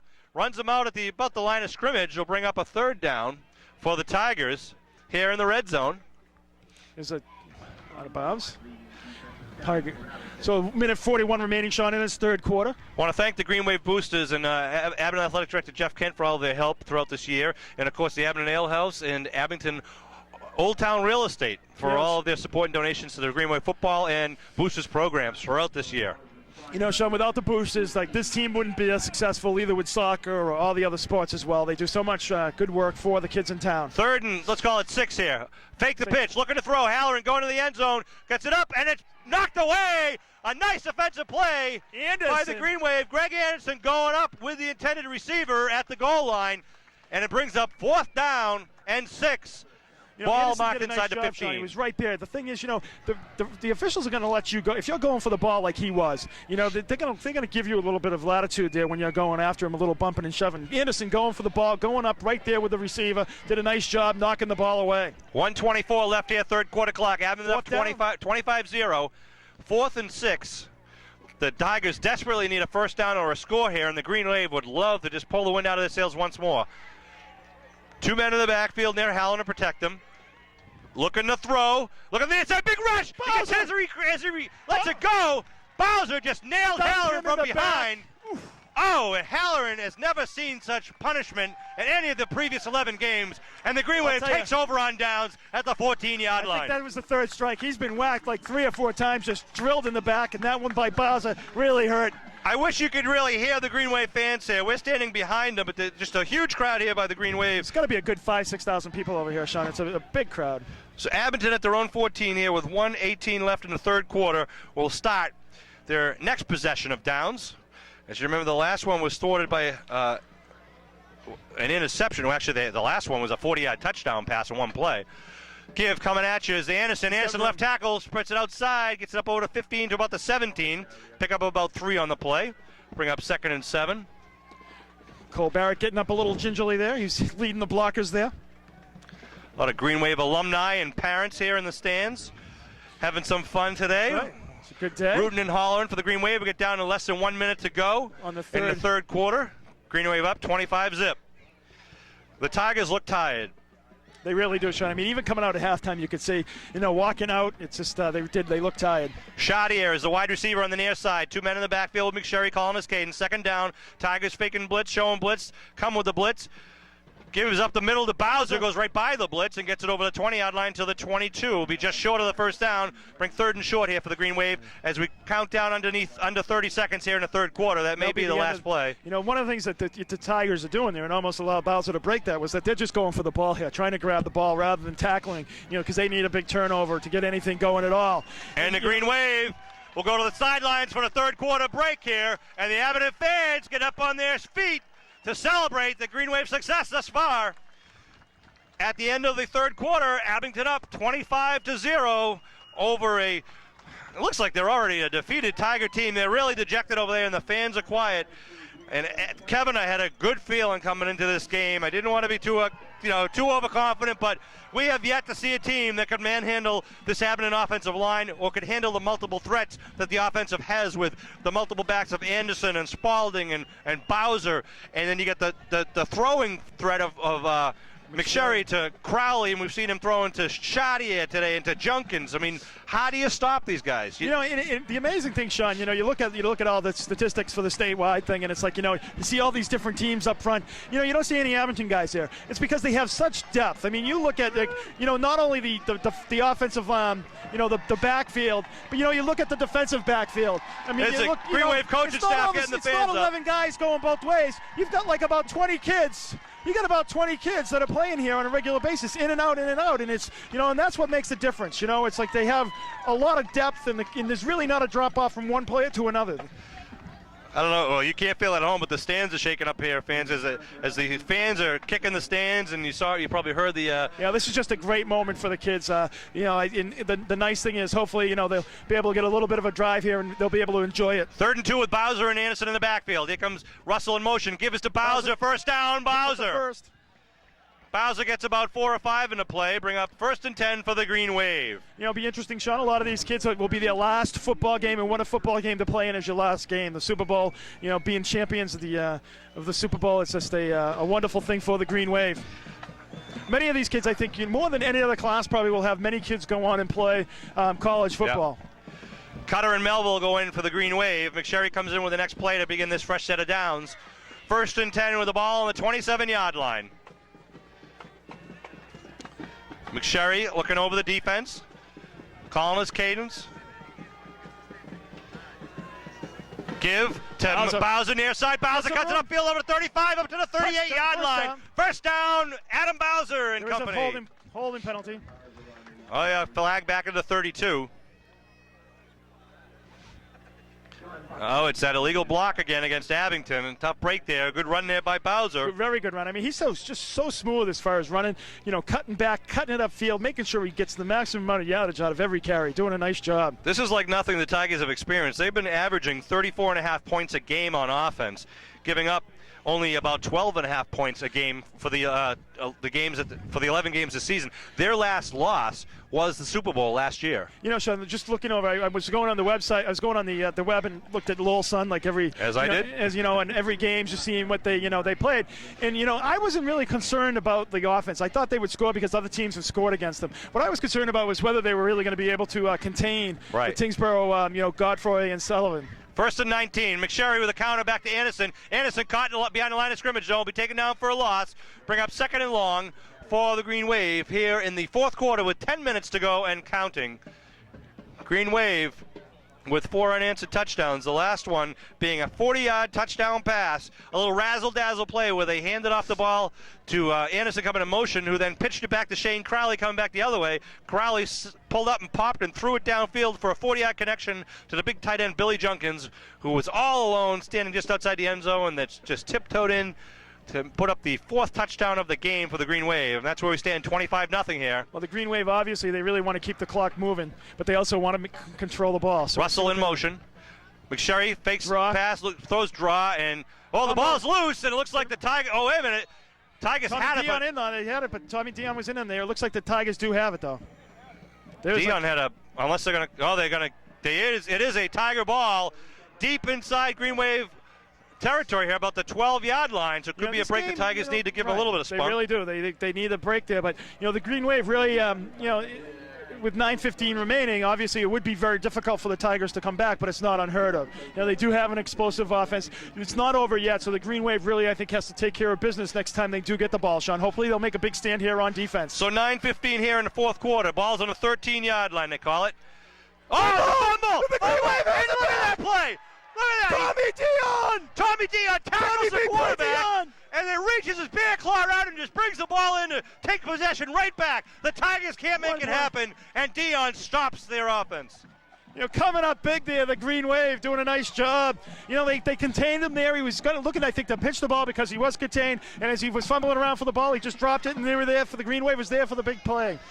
So Abington takes the ball now at the 16-yard line. So pick up a 3 on the play for the Green Wave. I don't think any time went off the clock. It was like. You're right. It started with 9:15 on the clock. I have it marked here in my notes. I don't know how that happens, but the official clock is down. The official clock is in the press booth. They have a referee on it. Green Wave now on the 16-yard line. 1st and 10. Showing blitz, coming with the blitz, going on the left side. Not much there showing. A lot of green and white jerseys plugging up the holes. Clock is now running down to the 9-minute mark. Right. Be 2nd and 9 for the Green Wave. That ball marked at the 17-yard line. Sean, that was a big pickup because, even if they scored, obviously they had a huge mountain decline, but it just, it makes that mountain even that much bigger, obviously. And the Green Wave, could take more time off the clock. The clock is their friend right now. They're going to be able to get it down probably about 6 minutes if they get this any type of first down here. Bowser in motion coming at you on your screen. Pitch coming on the outside to Anderson with the blockers in front of him. Anderson up and then taken down after a pickup of about only 2 on the play. Boy, you see a wall of green linemen coming down around the corner, really leading Anderson. It was like the student body, right, of the old USC. Kind of remind you of Mike Joyce out there. Joyce, what'd you wear, number 75? I think you wore number 75, the big baby bear backfield. I don't think Joyce was ever out in front of anybody, though. The Abington band here in the stands, you might hear in the background. keeping the fans entertaining and going down as we come down to the 8-minute mark here in the fourth quarter. Division V Super Bowl. This team, the most successful Abington High School team in Abington High School history, both in terms of points scored in a quarter, and the first team to ever make it to the Super Bowl, never mind win the Super Bowl. McSherry to throw, rolling left, has some time, dumps it off quickly to Melville. And they call it incomplete, that it hit the turf. So they'll bring up fourth down where the Green Wave may have what I believe is their first punt of the entire game. You know, Sean, we have to qualify that. Of course, your father's quarterbacked the team that was undefeated back in, 1956? 1956, previous to the Super Bowls. But, you know, we are talking about the modern era, so it's... now that they have face masks and all, right? Face masks and plastic helmets. So the ball is marked at about the 18-yard line, and McSherry will line up for his first punt of the game. That's right. That's right. This is the first time they stopped him. With 7:42. You know, obviously they're going for the block. They've got everyone up on the line. One man back, stay at the 45. Nice, and a good kick by McSherry. The ball will bounce at the 42 and roll to the 50. Oh, it's bobbled. And luckily for the Tigers, they landed on the 49-yard line. Godfrey, I don't know what he's thinking there. Sean, I think what happens here is all these guys are just trying to do too much right now. Yeah. You know, I mean, they're down big. They want to score. They want to try to get back into it. They were here last year. You know, they almost feel like they have a right, you know, that it's theirs. I think, you know, what happens is when you get behind, it's like you're trying to do too much. And I think we've seen several examples of that, you know, today by the Tyngsborough Tigers. Well, you got to assume that Tyngsborough is going to try to pull out all the stops now. They've got to score, and they got to score quickly. If they have any hopes of pulling out a victory here. So heads up here, sports fans. It's going to be tricky for our cameraman, I'm sure, to try to figure out what's coming next. The Green Wave, I'll tell you, Sean, is definitely, you know, just done a good job, and they want a shutout. I mean, they really do. They stock up on the left side, the near side of the field. The wide side's open, looking to throw. As Halloran steps up, going down the middle of the field. Almost picked up by Crowley. Seems to be everywhere today. Really is going to be tough to pick who are the stars of today's game, Sean. I mean, she's just the most valuable players. These guys, they play like a team. They win really like do. a team. I don't know if you can pick one guy out of there. The attendant receiver was Ken Junkins Pertell. with the touchdown and the pickoff return, but you had Crowley making the throw. And really, you got the linemen making these plays work. You got McSherry, who's just been deadly. This game, as in many other games, he's just grown and matured so much. I mean, I just can't wait for next year. I'm sure he'll be working with a lot of the kids' wide receivers, and next year is going to be an exciting year to watch him, develop and become probably one of the premier quarterbacks in the state of Massachusetts. 2nd and 10 at the 49. Godfrey going in motion about 10 yards behind the ball. Halloran blitz, faking, now throwing, big rush. Halloran steps up. He's going to be nailed back behind the 45-yard line. Oh, my goodness. What is Halloran trying to do with its Abington defense? I'll tell you, Chris Berry should get 5 to 10 for that. He just and Melville in there with the accomplice. Him. He assaulted him at the 45. Melville and Berry with the green sandwich. Oh. Knocks him back to the 44-yard line. It'll be, how much we got here now? 5, 6, 7, 17 yards to go. 3rd and 17. Now under 7 minutes to go. I want to see. Anticipation is building here for the Green Wave. I'm interested to see what sophomores and juniors are gonna pick it up and be here next year, 1 year later. What's Jeremy Russell gonna do over the season, over the off season, and John Conway, some of these linemen. Joey Hall is gonna be a leader. You can sense. Looking to throws Godfrey, throws it up, a duck. The Green Wave's under it, and it's picked off by Anderson. Picked off inside the 30-yard line by the Green Wave. Nothing can go right. Everything. The kid is just an athlete. He just climbs the ladder and tears it down. And Anderson with another interception by the Green Wave secondary at the 29-yard line.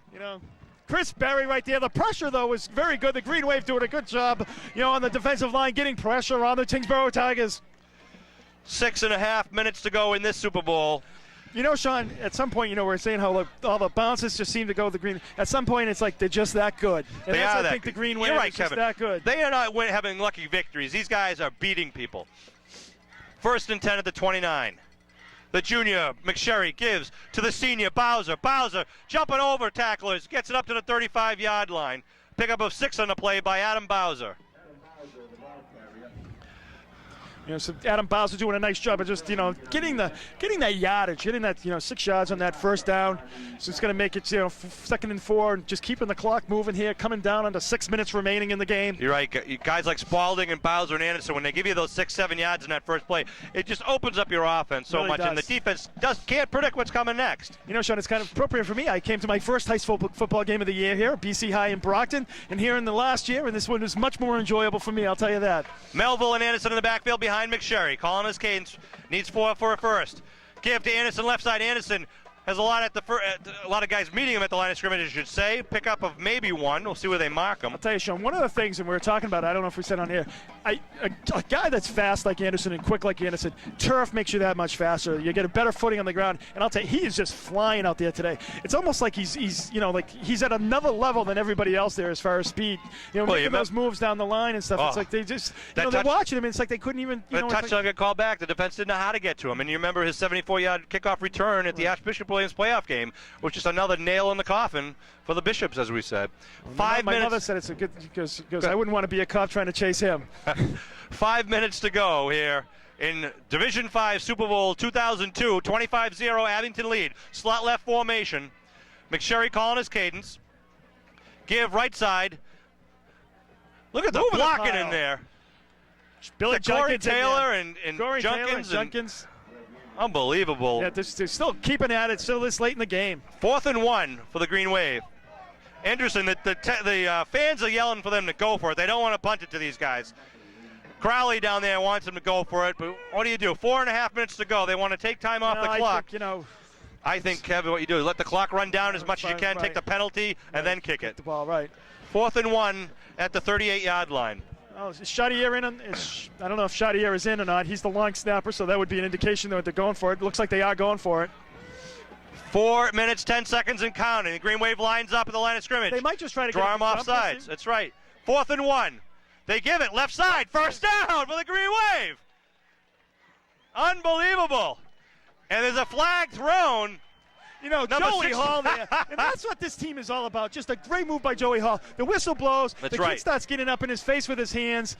And Joey Hall just put his hands up in the air and said, hey, go at it. And the official was right there. I don't think the guy wanted to call it, but it was like one of those things where it was right there. He had to do it. Number 61, Sean Buckley for the Tigers, didn't like the fact that Joey Hall was beating the bejesus out of him until the whistle blew.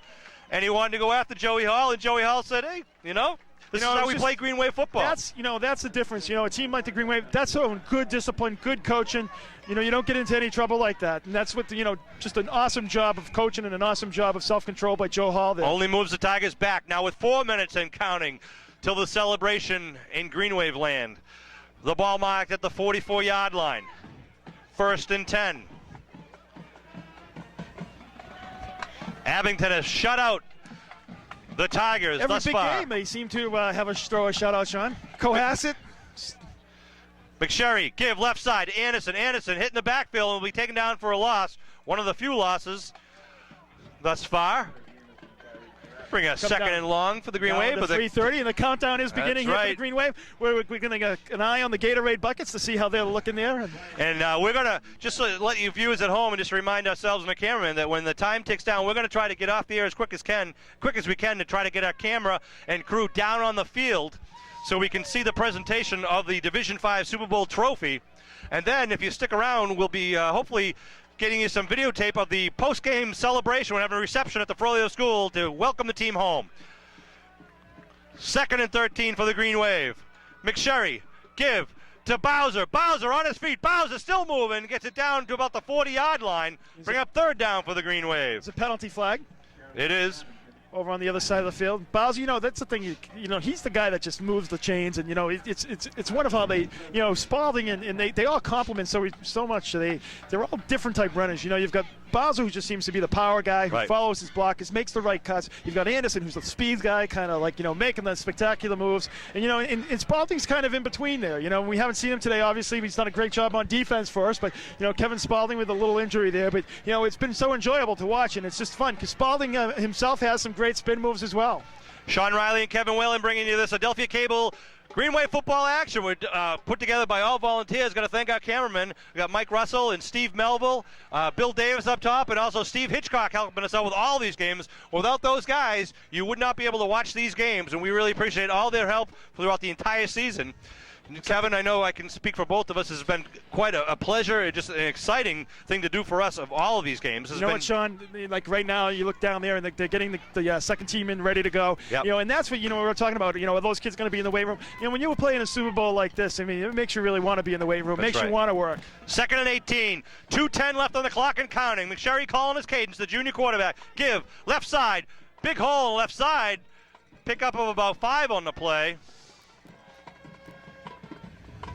Bring up a 3rd down now for the Green Wave. One of the Tigers is down on the field.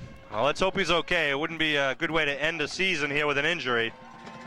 In the Green Wave, it looks like I think we'll have Devin Davis come out and leave his crew out there to the give a big cheer here for the mostly seniors here and many of the kids in the starting. I see Kevin Spalding is in the backfield now on offense. 1:49 left here in this Super Bowl. The Tiger player is up.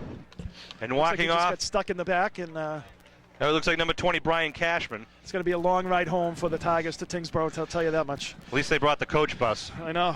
I'll tell you, it's like they said they were watching a movie on the way down here. I can't guess what they're going to watch. And here it comes. And the Green Wave, the starting offense coming off the field. 2002 Super Bowl champions, the Abington Green Wave offense, pummeling the Tiger defense, 25-0. And now sophomore Devin Davis and crew will come out and face the Tiger defense. The Green Wave, a well-deserved round of applause by the Green Wave. 3rd and 13. And Davis keeps the ball. Smiley just holds on to it. We'll set up a Green Wave punt here with 1:10 to go and counting. Green Wave fans on their feet. Unbelievable display of Green Wave pride and power out there between the goal lines. The punt team's going out, I believe. The punt team's going out. So it looks like we might take a 5-yard penalty just because they're trying to get the different personnel on the field here, Sean. And they'll still be punting from pretty good field position, about the 47 or 48-yard line if they do get a penalty. And you know what? Clock is ticking, 50 seconds and counting. I got to give Tyngsborough credit. It just moves very quick. Tyngsborough had an awesome season. Sullivan and Godfrey, the kid is a spectacular running back. But, the Green Wave was able to negate that all day long. Ben Melville coming up big. I said that was going to be the key. They did their job. Stayed at home and took care of business today. 30 seconds and counting. McSherry waits for the clock to run down at 27 seconds. They'll just move the ball back 5 yards.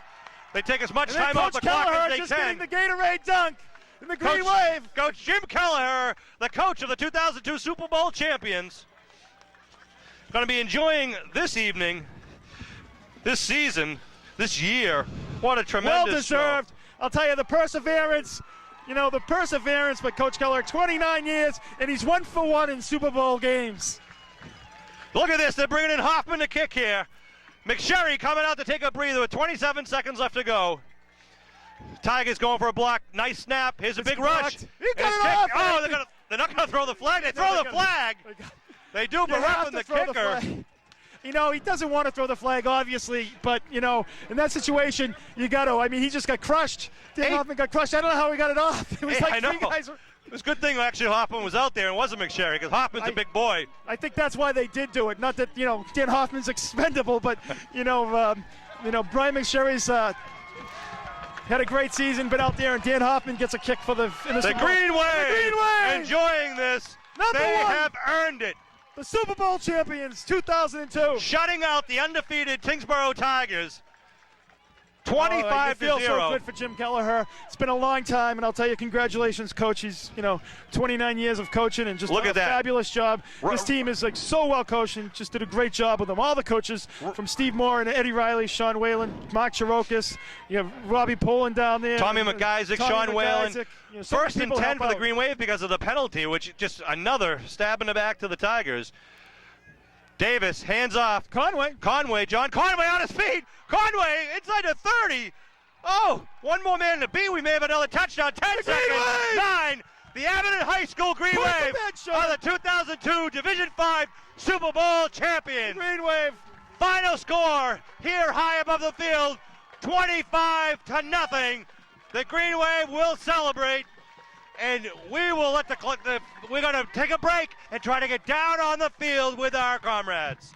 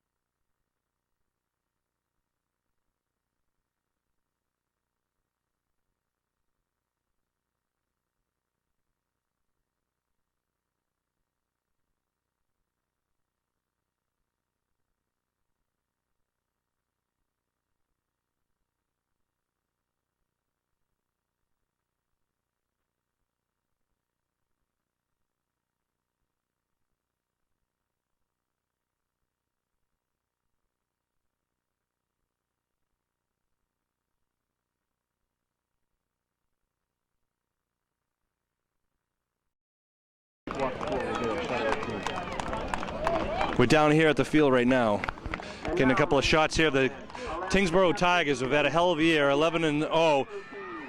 They're right up there, and here comes the Green Wave. The captains, Ben Melville and Yakabuchi, taking the trophy for the Super Bowl for Division 5 with head coach Jim Keller, green hair and all. And there's the entire Green Wave team out there earning it and deserving it.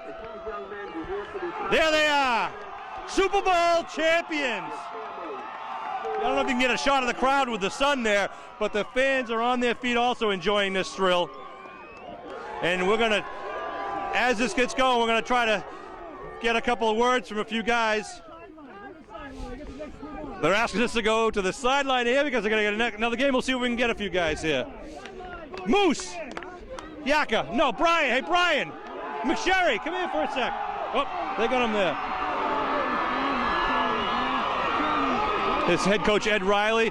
Yaka, let me hear. How's it feel, big man? Oh, it feels great. Congratulations, hell of a year. Thank you. Waldo, anything to say to your fans at home? Obviously, we were going to do it. It's Coach Riley. Coach Riley, what do you think about the team's performance today? Speechless. Absolutely speechless. Hey, congratulations to you. You guys earned it. You did a hell of a job. Coach Whalen, all these guys, we'll get in here in the middle of them. Goose egg, baby, the goose egg.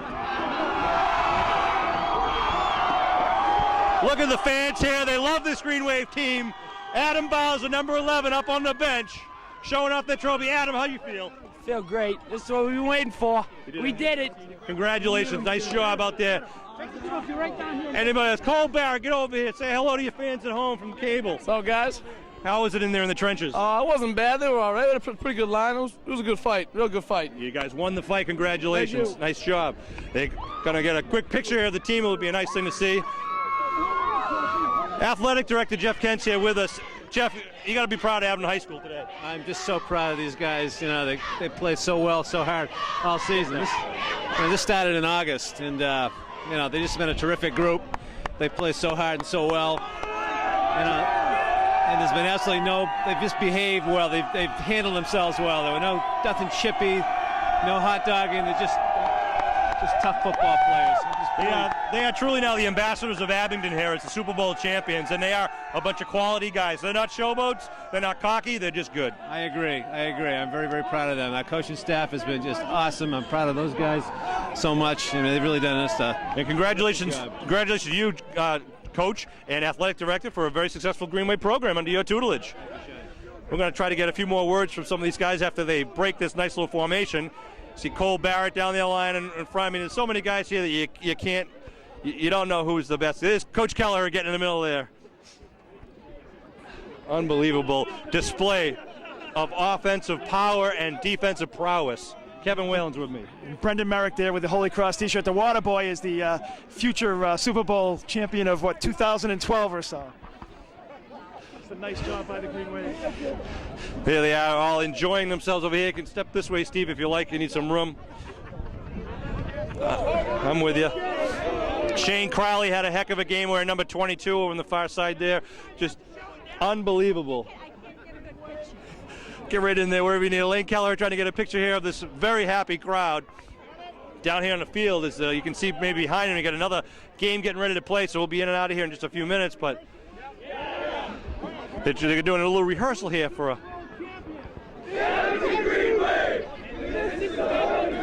They're doing a little promo. A little promo for a local cable show on another network, actually, and they've practiced this. Super Bowl champion! The Abington Green Wave! And this is what we told us hometown sports. Yes! Let's get in there and say hello.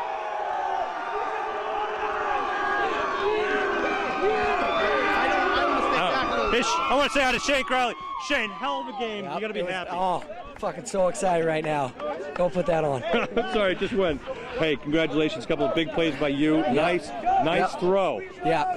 Nice throw. I didn't even know where that thing was going. I just kind of let it go. I saw Junkins wide open, and I let it fly. Well, we're having a nice little reception for you guys back at the Frollo, some pizza and stuff. Get on the bus, and we'll all be there waiting for you to get home.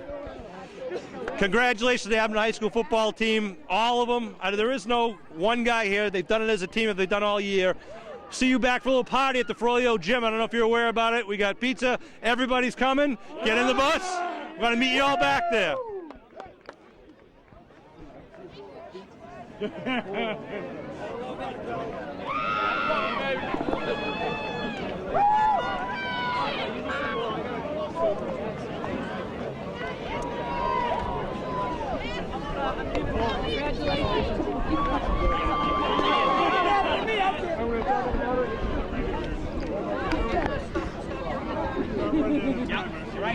You want to finish it? I'm all set.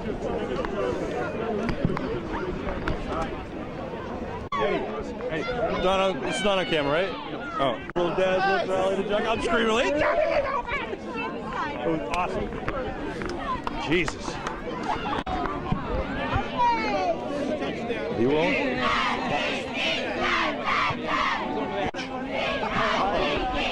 Me now, huh? Green Wave. Mr. Russell. Green Wave football. You're talking to cable viewers at home in Abington. Yeah. Congratulations. Thank you very much. It was really a pleasing day for everybody, pleasing day for the program, pleasing day for the school community, and certainly a pleasing day for the community itself, the town of Abington. Hey, I tell you, there was no real standout there. These guys play as a team. They win as a team. They earned it as a team. They certainly did. I mean, we have a real nice bunch of kids. I mean, real hard-working bunch. But again, I mean, a nice athletic football bunch. And they just put it together, particularly in the second half of the season. And they just didn't back down from anybody. And we just went right at people right from the get-go. And it turned out pretty well for us. Well, congratulations, shutting them out in the Super Bowl game. We got a big party waiting for you back at the Frollo, so we'll see you there soon. All right. Jim Kelleher, the coach of the 2002 Super Bowl champions for Division 5, the Abington Green Wave.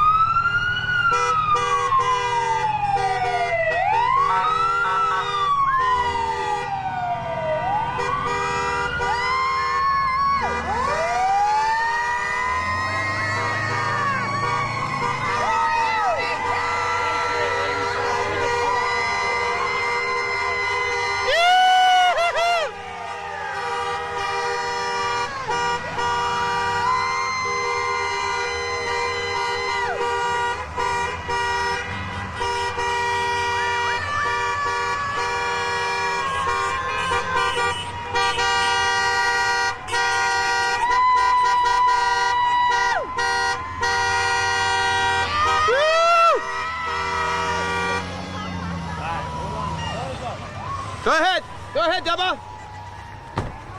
Yeah.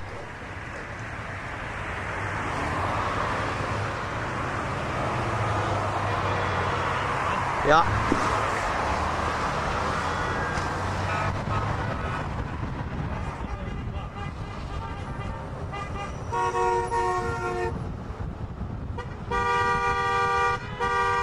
This is bizarre.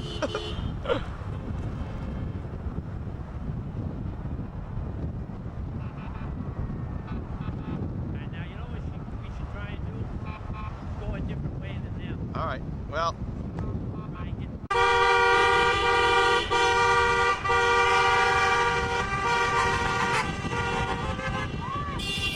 Left! Left!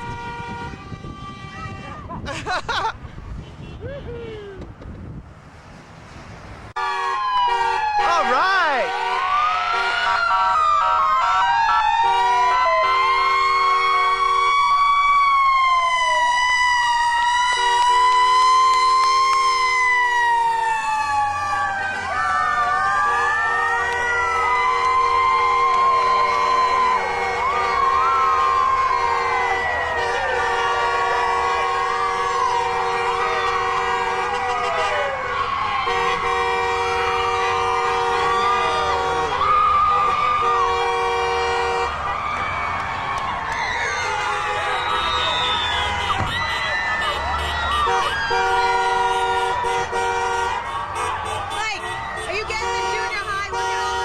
Go ahead, go ahead.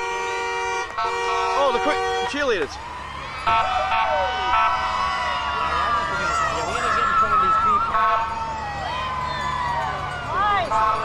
We got to take a left.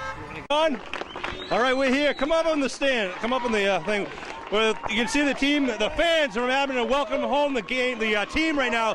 The Super Bowl champions is head coach Jim Kelleher, offensive coach Ed Riley. Some of these guys just had probably the most enjoyable bus ride through Brockton and from Brockton in their lives. A big crowd here. We're going to be moving into the gym in a few minutes as the team goes down and gets organized in the locker room. Just an impromptu pizza party and celebration for all of Green Wave fandom. Unbelievable, the electricity here. The Abington Police and Fire Department escorting the team and the cheerleaders into town here to the Frollo School. Wonderful, wonderful job by the entire town and the boys in green.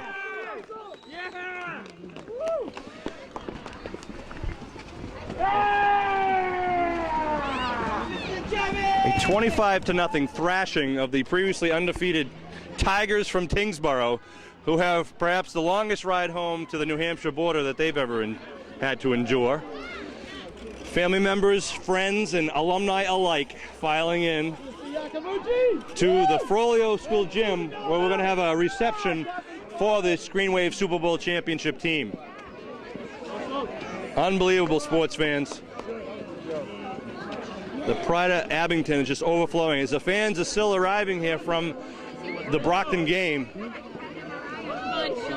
Undeniable that the Green Wave are tops in Eastern Mass football. The best defense, an incredible, versatile offense, and they play together as a unit and they win as a unit. We're going to let the camera roll as you see some of the family and friends moving in, and when we get set up, we'll take a break and get ready for the post-game comments from coaches, players, who knows who's going to be talking here. We're just putting this together. Never before in Abington history. Green Wave football, 2002 Super Bowl champions.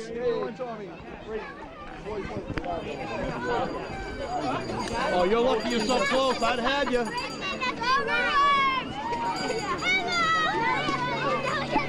Coach's wife right there, Elaine. The first lady. Yeah, the first lady, no doubt. What she's had to go through to get to this point. I can handle it, sweetheart. We'll hold this on okay, break. To Abington Green Wave Super Bowl. Yeah!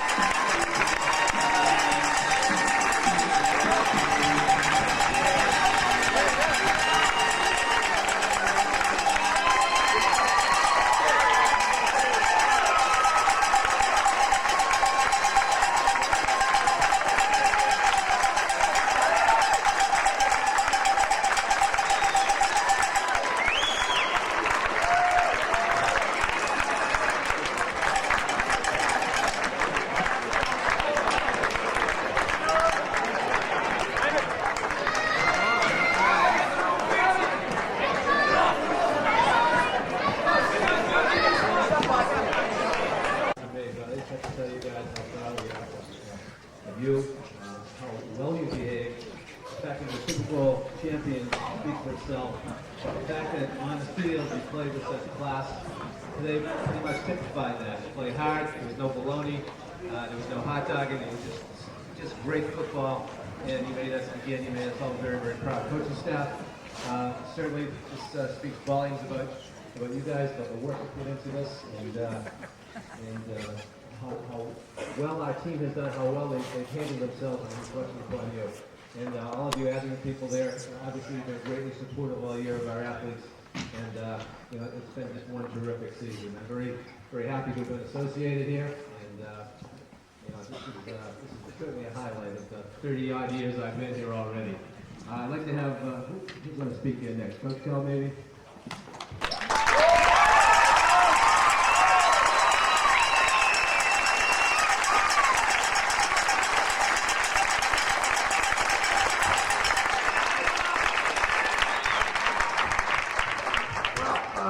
Certainly was a pretty good day today. So really, we began a long time ago last August. We knew we had a pretty good bunch of kids that could play the game of football. We knew that also we had to get ourselves down to business. We had to work hard for it. Nothing was going to come easy, but we knew that if we got things together, and we stayed focused, it was going to work out all right. And we had maybe, you could call it maybe a little bit of slip in the mid-season, but at the same time, that was a good football team that we played in. But since then, I don't think I've seen one of my teams play as well as they have for the last 7 games, as this group has. I mean, it's been an unbelievable run to think that one of the games that we came up with, when we were playing Cohasset, it was the same situation last year. Last year we were both 7-0, but this year one was 7-0, we were 6-1, and we kicked back with them.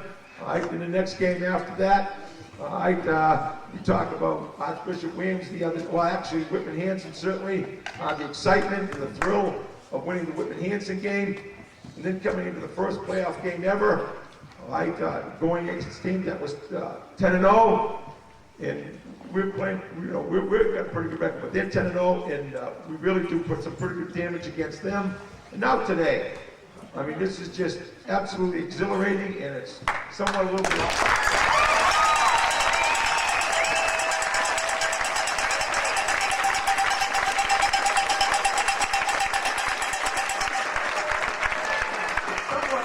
unbelievable, but certainly the coaching staff team, the kids themselves, it really isn't unbelievable, because we knew that we were going to play pretty good today. I mean, there was just no way that they were not going to be able to hold us down. But at the same time, we're playing against a team that one gentleman, a running back, had 1,400 yards rushing last year, another 1,200 or 1,300 rushing this year, and we hold them to less than 75 yards. And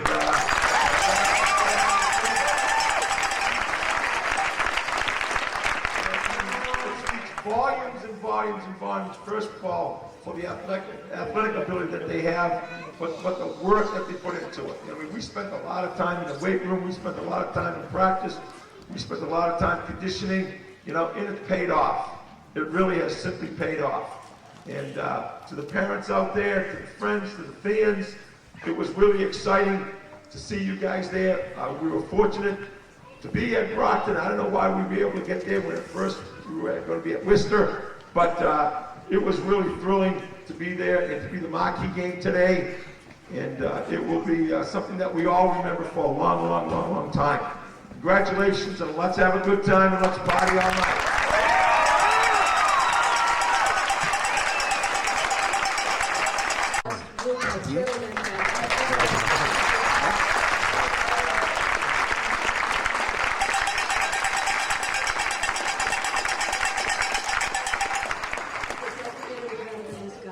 Not even the birth of your first child, probably. But thank you very, very much. We've had a wonderful, wonderful season. Have a great rest of the afternoon and the rest of the year, too. Thank you. The joy of doing the play-by-play for these guys.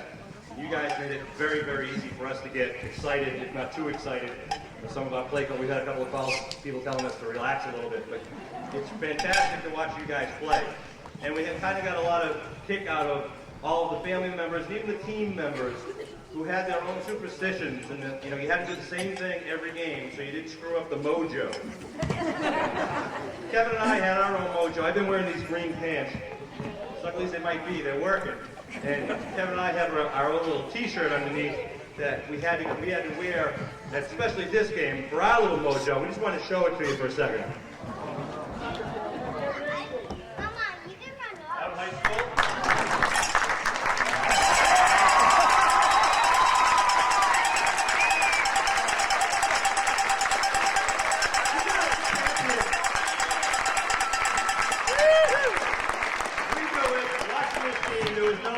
You guys want to kick some butt out there, and we took the liberty.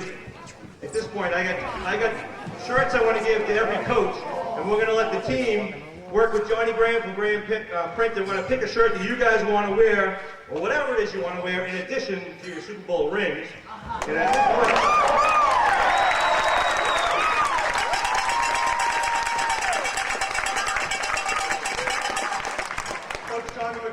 Coach Steve Moore, since you guys are the healthier looking guys.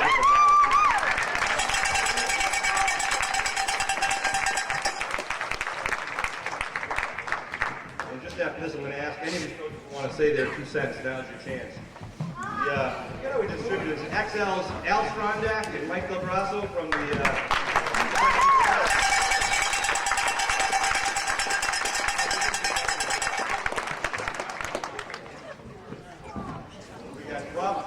Coach Mike Shirokas.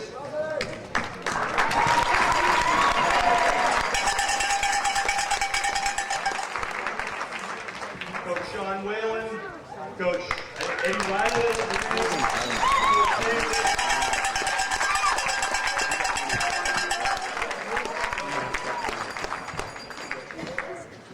One goes the guy next door, Jim Kelleher right there.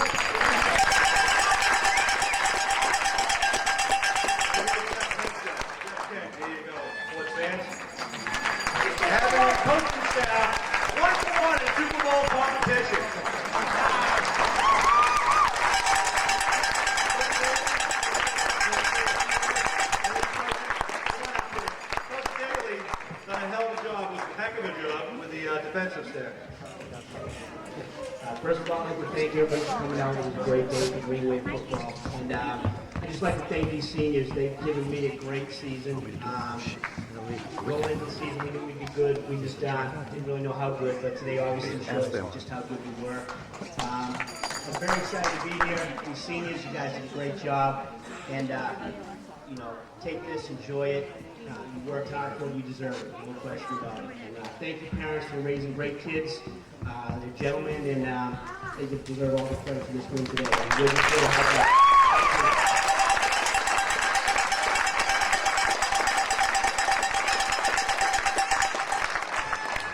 I want to take a minute too to thank all of the Green Wave boosters. And a lot of people, who are the boosters? Essentially, you're looking at them. This is the Green Wave boosters. All these parents, people who don't get an hour or a day, they're just being here for support. The boosters help make this happen. Now I want to introduce a guy I've known for almost 30 years. My brother, the offensive coordinator, Ed Crowley.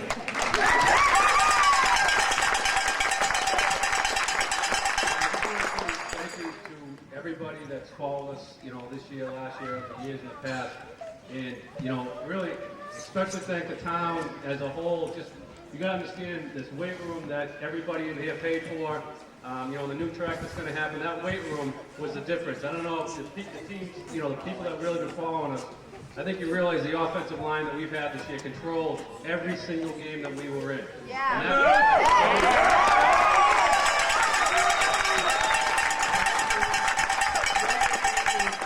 Don't get the credit they deserve. I'm going to have them stand up. Kevin Yakabuchi.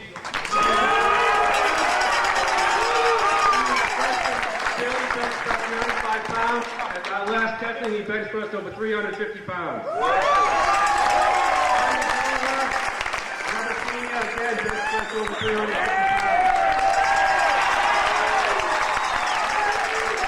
Another tackle, David Ross. Unbelievable. Bench pressed over 245. Corey Taylor.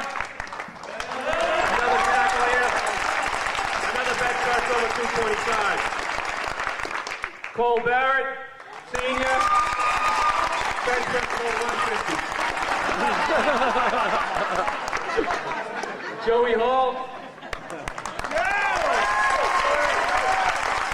Bench press 225. Chris Berry, senior. He was never in the weight room, so I have no idea how much he can bench. Justin Macaluso. Again, pound for pound, one of the strongest kids on the team.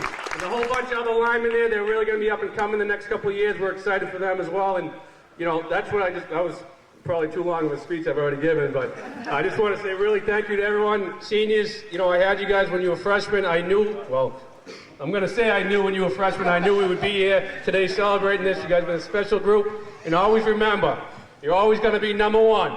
And don't step in number two.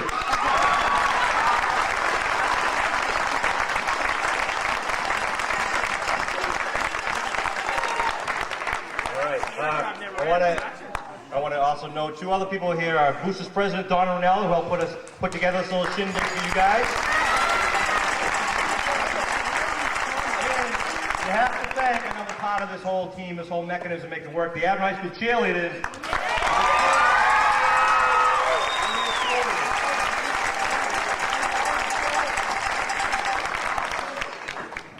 You guys have set records. You guys are the most successful Abington High School football team in school history. You scored more points in any quarter. You were only one of 4 teams in Eastern Mass football to score 50 or more points in a game. We don't have enough time to go through the accolades that you guys have done. It probably hasn't even sunk in yet. It's starting to sink into the parents and me and Devin. We're disappointed we can't talk about this more after today. You guys are just tremendous. We're also proud of you. You guys are now the ambassadors of Abington, in my opinion. Hold your heads high. You've got a lot of young guys now looking up to you that want to be like you. They want to wear your numbers in the coming years. We have nothing but thanks and congratulations to what you guys have done for us. And we hope that this turnout tonight will give a little bit back to you guys. And one more round of applause for the Super Bowl recruits.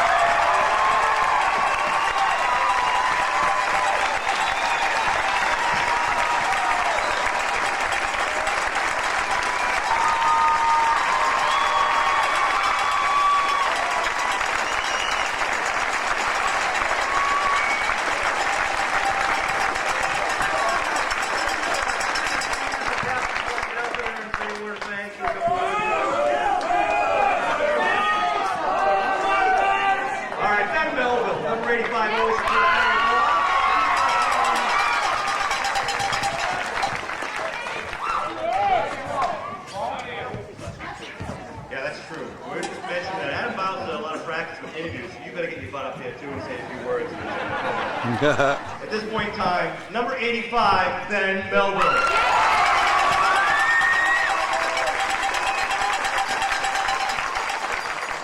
Before I say any thank yous, I just want to present Coach Kelleher with the game ball.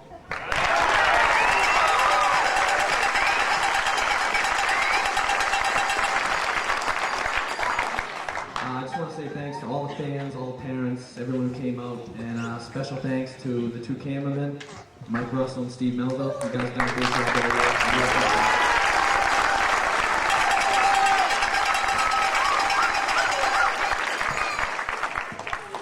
Break the toes. Catch me if you can. Senior. Number 28, Greg Anderson. What's up, bud? Be kind of tough to switch now. I just want to thank all the fans who made it to all the games, especially my grandfather. He's been there every single game, even frozen tundra against Archie Bills. Cheerleaders for all your support. Definitely Mr. Russell, Mr. Melville. All of our coaches, we got the craziest coaches also in the league. You have to notice the green here every week. I don't know what else to say. You guys are awesome. Thanks.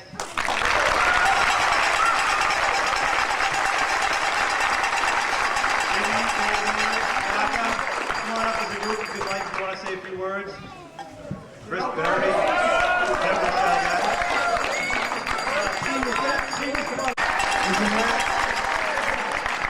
You have to appreciate all the coaches that taught us everything we know. Thank you. My name is Paul Chaudier. Once again, I just want to say to the coaches, just they teach a lot of great technique, and I thought we did good this year because now there's a lot of helping. Coach Mel, as much aggravating as it was, kept this going on.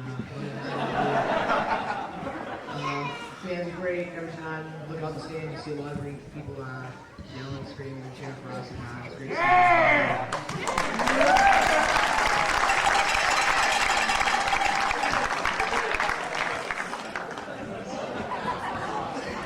I got one more thing to say. I just want to thank all the seniors who've been there since freshman year, all the memories we have in football. We said we're the biggest bunch of clowns to ever come through here, but who's got the Super Bowl rings?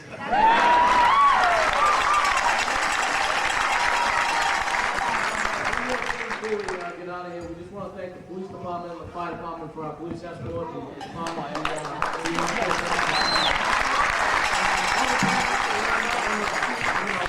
support and people watch us. So thank you very much.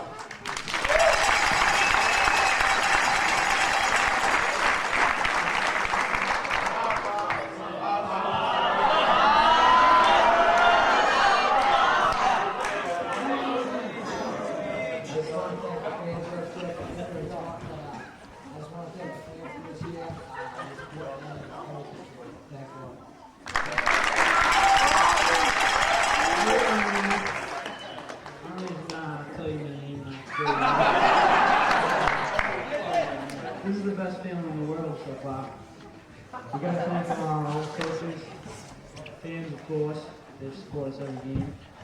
And we knew we could do it the whole time. We're the best team that has come through with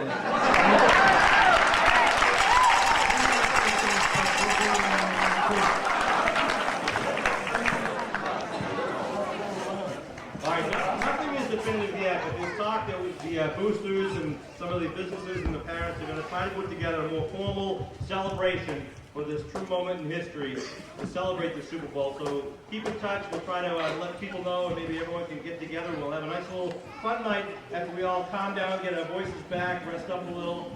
But these guys didn't just win the Super Bowl. They beat every team they needed to get there. They won with class, they won with dignity, and with authority. And one more time, and then I invite you to come down here and shake their hands and pat them on the back. The 2002 Division 5 Super Bowl champions.